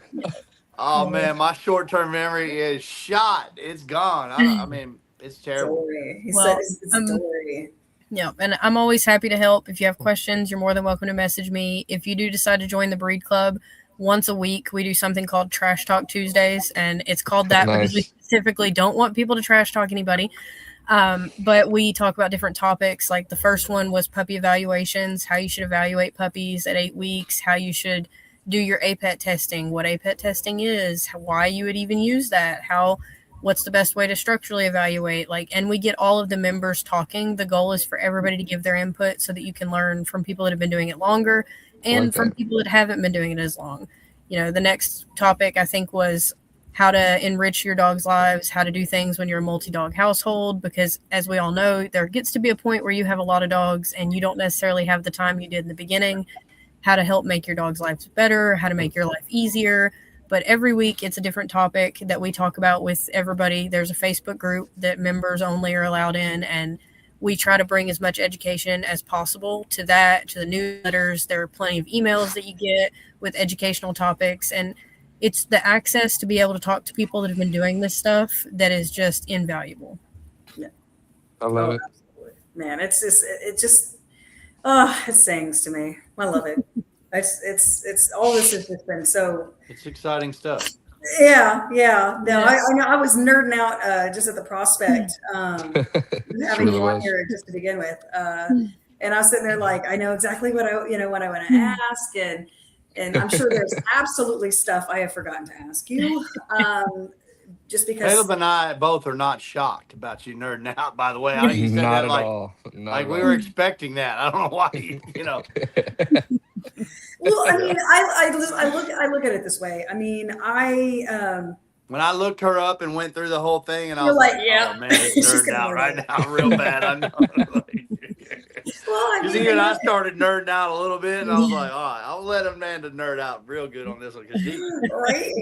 Well, and it's because again, it's just the points that we've touched on, and they're all things that we have discussed, in past episodes, and just in passing, and with each other, and the need for healthier dogs, longevity, just trying to get this breed more out there. And I mean, you are doing it, and it's Yeah, exactly. We're trying anyway. We're trying to do it. And there I'm is no proud that try. the There is only American Bully doing. has You're reached doing the it. point where it's ready for this.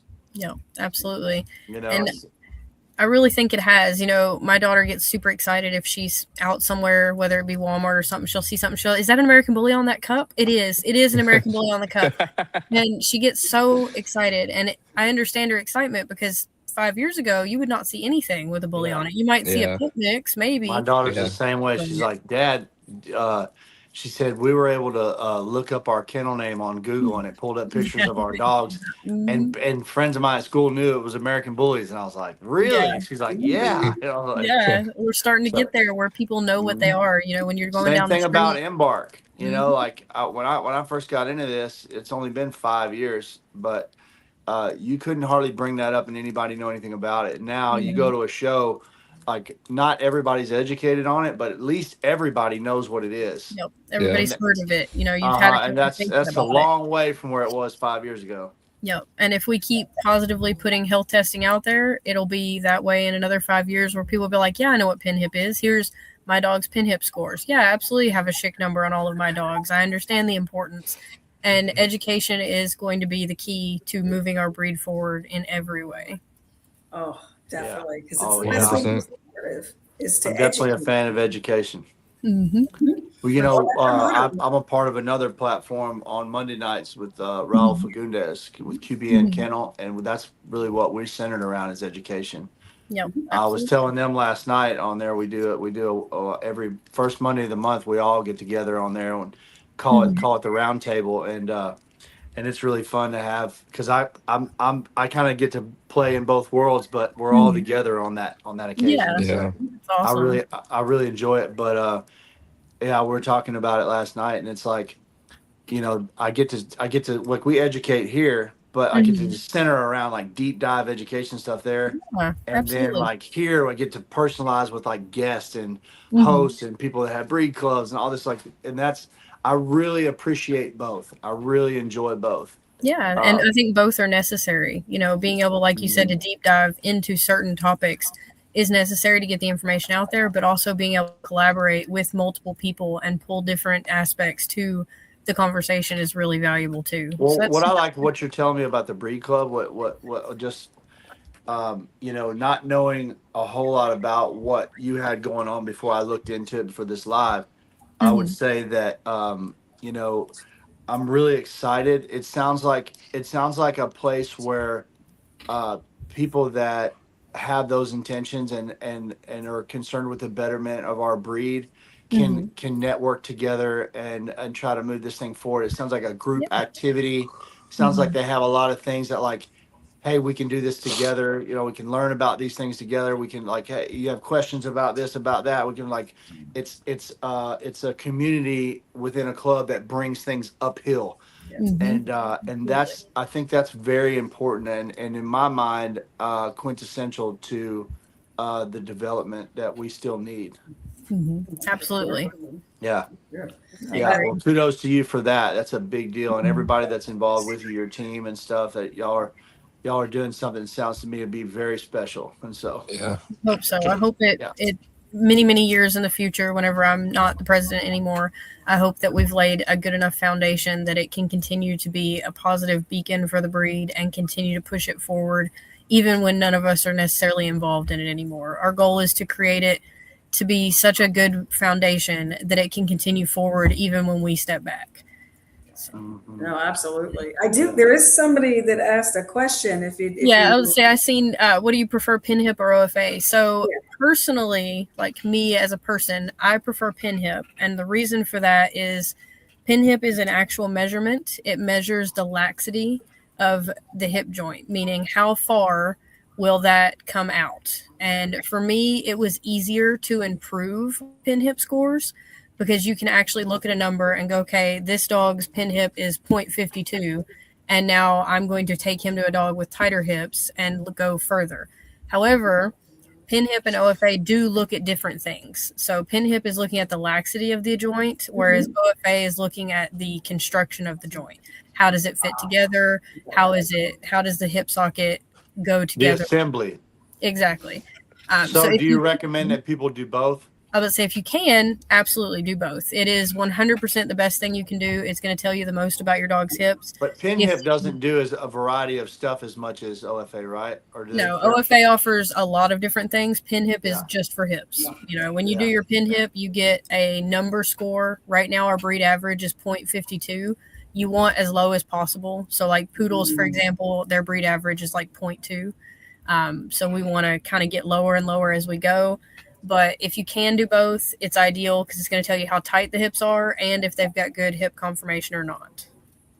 Now, I wonder though, like if we think about it, just because of how heavily muscled our dogs' rear assemblies have the tendency to be, or they should be, should they be that tight? Ideally, because of the muscles, they tend to be very tight. So, for example, the heavier dogs with more muscle in the rear tend to get tighter hip scores than your less muscled dogs because that ligament in itself is a muscle. How tight the ligament is going to help be tighter. Also, pin hip scores and OFA in general can be affected by how a puppy is raised. If a puppy has good traction from birth, you're not necessarily going to change the genetics that are going to pull together that hip joint, but you're going to make that ligament a little tighter. And that's something that is going to benefit your dog later on. There are certain things you should be doing in your helping box to help give you the best chance for good hips. And then if you can do pin hip and OFA so that you can say, okay, this is my starting point for how tight my hips are. This is my starting point for where my hip conformation is at. I know what I need to work on. For me personally, within my program, it was a little easier to move towards better hips based on our pin hip scores because I could follow that a little bit easier. OFA is a little more objective. So you might have a dog with excellent hips and a dog with good hips, and the puppies might have fair hips. Like it's just subjective. It sometimes works the way you expect. Sometimes it doesn't. Whereas pin hip, you're going to be able to follow it a little easier. I usually do both on mine unless I'm in a hurry and don't have time to wait for a pin hip appointment. I'm going to do both if I can. Gotcha. Now, is OFA more effective when the dog's matured? Sort of. So pin hip can technically be done a lot younger than OFA. Pin hip can be considered final after 16 weeks. Personally, I don't recommend going in at 16 weeks and doing your dog's pin hip, but it is considered final after 16 weeks. I heard OFA is closer to 2 years. Yes. OFA to be considered final is 2 years old. You can do OFAs before 2 years old. They're just considered preliminary results or prelims. So, for example, we do prelims on all of our studs because obviously a stud you're going to be putting a lot of money into. You're going to be campaigning him in multiple registries. You're going to be pushing him pretty hard. Before we start investing all of that money into a stud, we do prelims to make sure that his hips are going to be something we're going to work with at all. If he just has absolutely atrocious hips, then we're probably not going to put the time in to show him and campaign him and do all those things because we're probably not going to end up breeding him. So prelims have a good place. They let you know sooner if a dog is a good prospect or not, but finals cannot be done until 2. simpler. Yeah, I'll tell you that takes my mind right now. It's like that's why rear mechanics and a good upper arm and chest is just something that's so important to me in my program. Because it just comes like when the dog's got that, probably going to be okay with hips and elbows.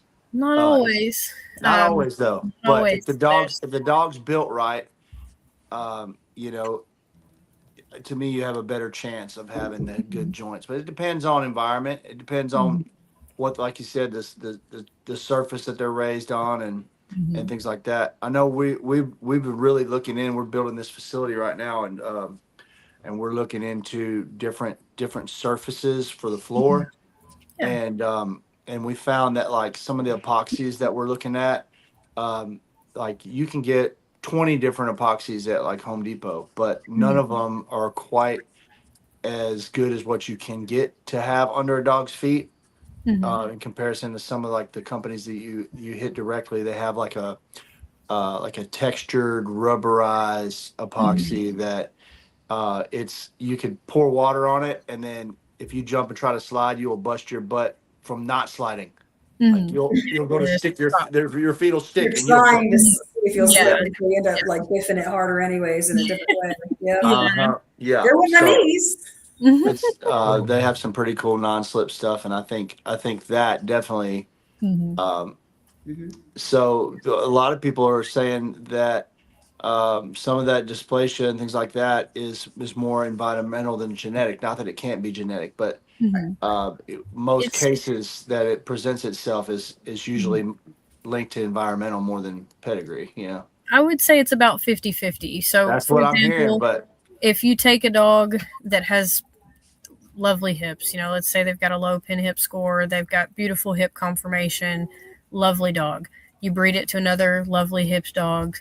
You've got all the odds stacked in your favor, but then that particular puppy is born on a very slick surface and can't get its feet under it until it's 4 weeks old. Right. Maybe it becomes a swimmer puppy. That puppy's hips are going to look much worse than a puppy from the same parents that was raised better. So it does have an environmental factor, but in the same sense, it does not matter how nice your whelping boxes are or how good your environment is if the genetics are not there to have good hips. It goes hand in hand. You have to have both to be able to move forward, and it's really important that we try to do that. A lot of people will look at their dogs and they say, well, my dog is running in the backyard. He's good. He doesn't have hip dysplasia because he can run without limping, but it doesn't work like that. No. Our dogs are very muscled, and because they're so muscled, good movement does not always equal good hips. A dog can be beautifully structured, move like it floats, and be just beautiful and have atrocious hips underneath there. So it's really important that we are x-raying, that we are looking, and that we're breeding for better.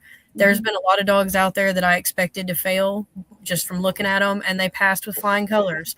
Then there's been some dogs that I'm like, this is going to be the nicest hips I've ever made, and we do the testing and they've got OFA moderate hips. And I'm like, okay, well, back to the drawing board. That was not what I expected.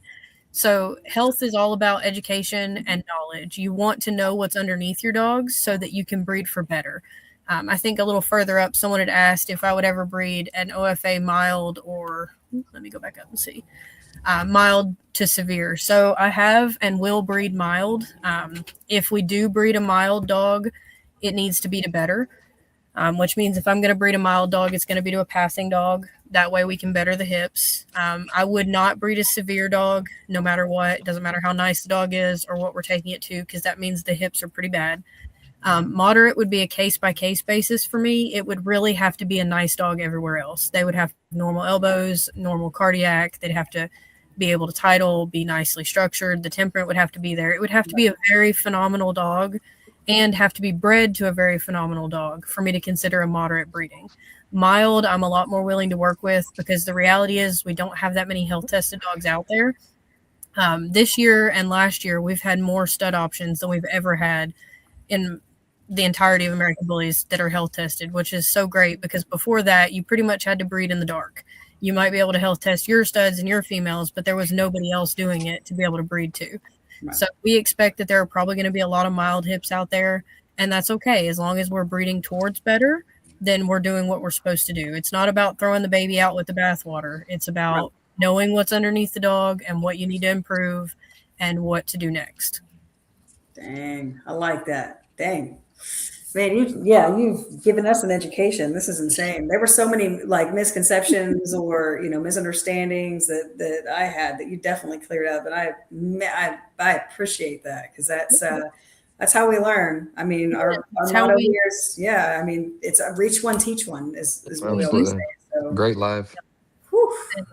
We're always there for health testing questions. If you ever have a question about health testing, or if you do health test your dog and you have questions about the results or the x-rays, feel free to reach out to me or anybody within the Breed Club. You can message the Breed Club directly. You can message anyone within the board. We're always there to answer questions, to help with what to do next, explain those results, explain how to send it in. Anything you need, we can be your go-to for health testing in any way. Thank you. Well, I'm glad to hear that. I could see definitely asking a lot of questions. And we will always be there to answer them. We get a lot of questions already, and I'm completely comfortable with getting more. So, Love it. Well, look, I've had a great time. Yeah. Thank you for joining us tonight. Really. yeah, thank you for inviting me. I really appreciate it. I was so happy you said yes. I was like equally shocked and just so yeah, I'm very happy to have had you. Yep. Lives always make me very nervous, but I'm always happy to do them because there's lots of information out there that I think is a misconception or people don't know anything about. And if we can find ways to bring that to people in a positive, friendly way, that's what's important. Right. I'm here for it. Absolutely. I think that's so true. Getting it out where people can talk about it and kind of, ask different things and just toss it all around. It helps people kind of go, oh, it ain't what I thought it was. Yep, absolutely. Or I understand what it is now, and then it's like, and then for those of us kind of knew what it was, but didn't know enough about all the different options there. Like it took me to another level of what all's available to me there. I didn't realize that I had all that at my fingertips. So yeah, absolutely. Pretty cool stuff. Yeah, well, congratulations again, and I hope it just grows and doesn't stop. It seems like it's got all the foundation it needs to grow into something beautiful. So best of luck to you there, and if there's anything I can ever do, don't hesitate to ask. And if absolutely, I hope that I will be. I have a question or two somewhere along the way. Absolutely. Yeah, and any way that our crew can be of assistance, get awareness 100%. Or anything along those lines, advertising, for like different shows and programs, and especially since you have scholarships, like anything that you guys want us to kind of highlight and put out there to our audience. Don't keep that to yourself. Definitely reach out, because the more information that we can spread, the better, and the more we can get the Breed Club out there, the better. We definitely are going to have a lot of fundraisers coming up and different things that we need lots of people to get eyes on to try and help support more of the juniors that are trying to come out. We have quite a few juniors that are coming from, Washington State and California and all these different places. And we would really love to cover all of their travel expenses to be able to do so. So we're wanting to fundraise to get that done. We want to fundraise to have a really special specialty. We want everybody to get cool things and cool prizes. We want to give away big ticket items. Like our Best in Specialty show is going to be winning a Rufflin set. So they're going to get a Rufflin kennel. They'll get the little Ryobi fans. Then we've got a custom trophy. Nice. And we've got ribbons, lots of cool things. Not just trophies and ribbons, but really awesome prizes you can actually use. Awesome. Yeah. Man, that's going to be great. It's a heck of a feeling to win something like that. It is. It's special. It's, winning trophies is awesome. And that's why we definitely had to include a trophy. But winning something like a Rufflin kennel, which a lot of people absolutely would love to have and dream about having, is special. It makes it a little bit more special. And then you can say, oh, yeah, you like my dog's kennel? We won that. We got. Exactly. I got to experience that. I won. I won my first best of show. I won my first best of show with Pressure, and it just so happened I won on a raffle ticket as well. It wasn't. I didn't win it with the best of show, but I won it at the same event, and I won this raffle and won this big old it's like Damascus, where the metal looks rainbow colored, where they've heated it and stuff. Mhm. This big old kennel, and so Nice. like got to come out of there with all the ribbons and this big Yeah, thing wheeling and the this thing out to the Yeah, yeah, exactly. that was fun. It's just nice. more fun. You know, it is. It's a lot of fun. And I definitely encourage y'all to come and join the Breed Club. We definitely want more people part of the conversation, more people that are interested in being part of the conversation, that are willing to have those, you know, talks and encourage people. And I'm definitely interested. Send me some stuff and I'll immediately look at it. So perfect. Well, that sounds great. yeah. Yes, Yeah. thank you Pleasure again. to meet you, Nikki. Oh, anytime. Pleasure to meet y'all too. Thank you again. Oh, Yeah. Y'all have a good absolutely. night. Thank you so much Yeah. for hanging out with us and talking Yeah. Good night, dogs. y'all. Good night, y'all. Peace. Good night.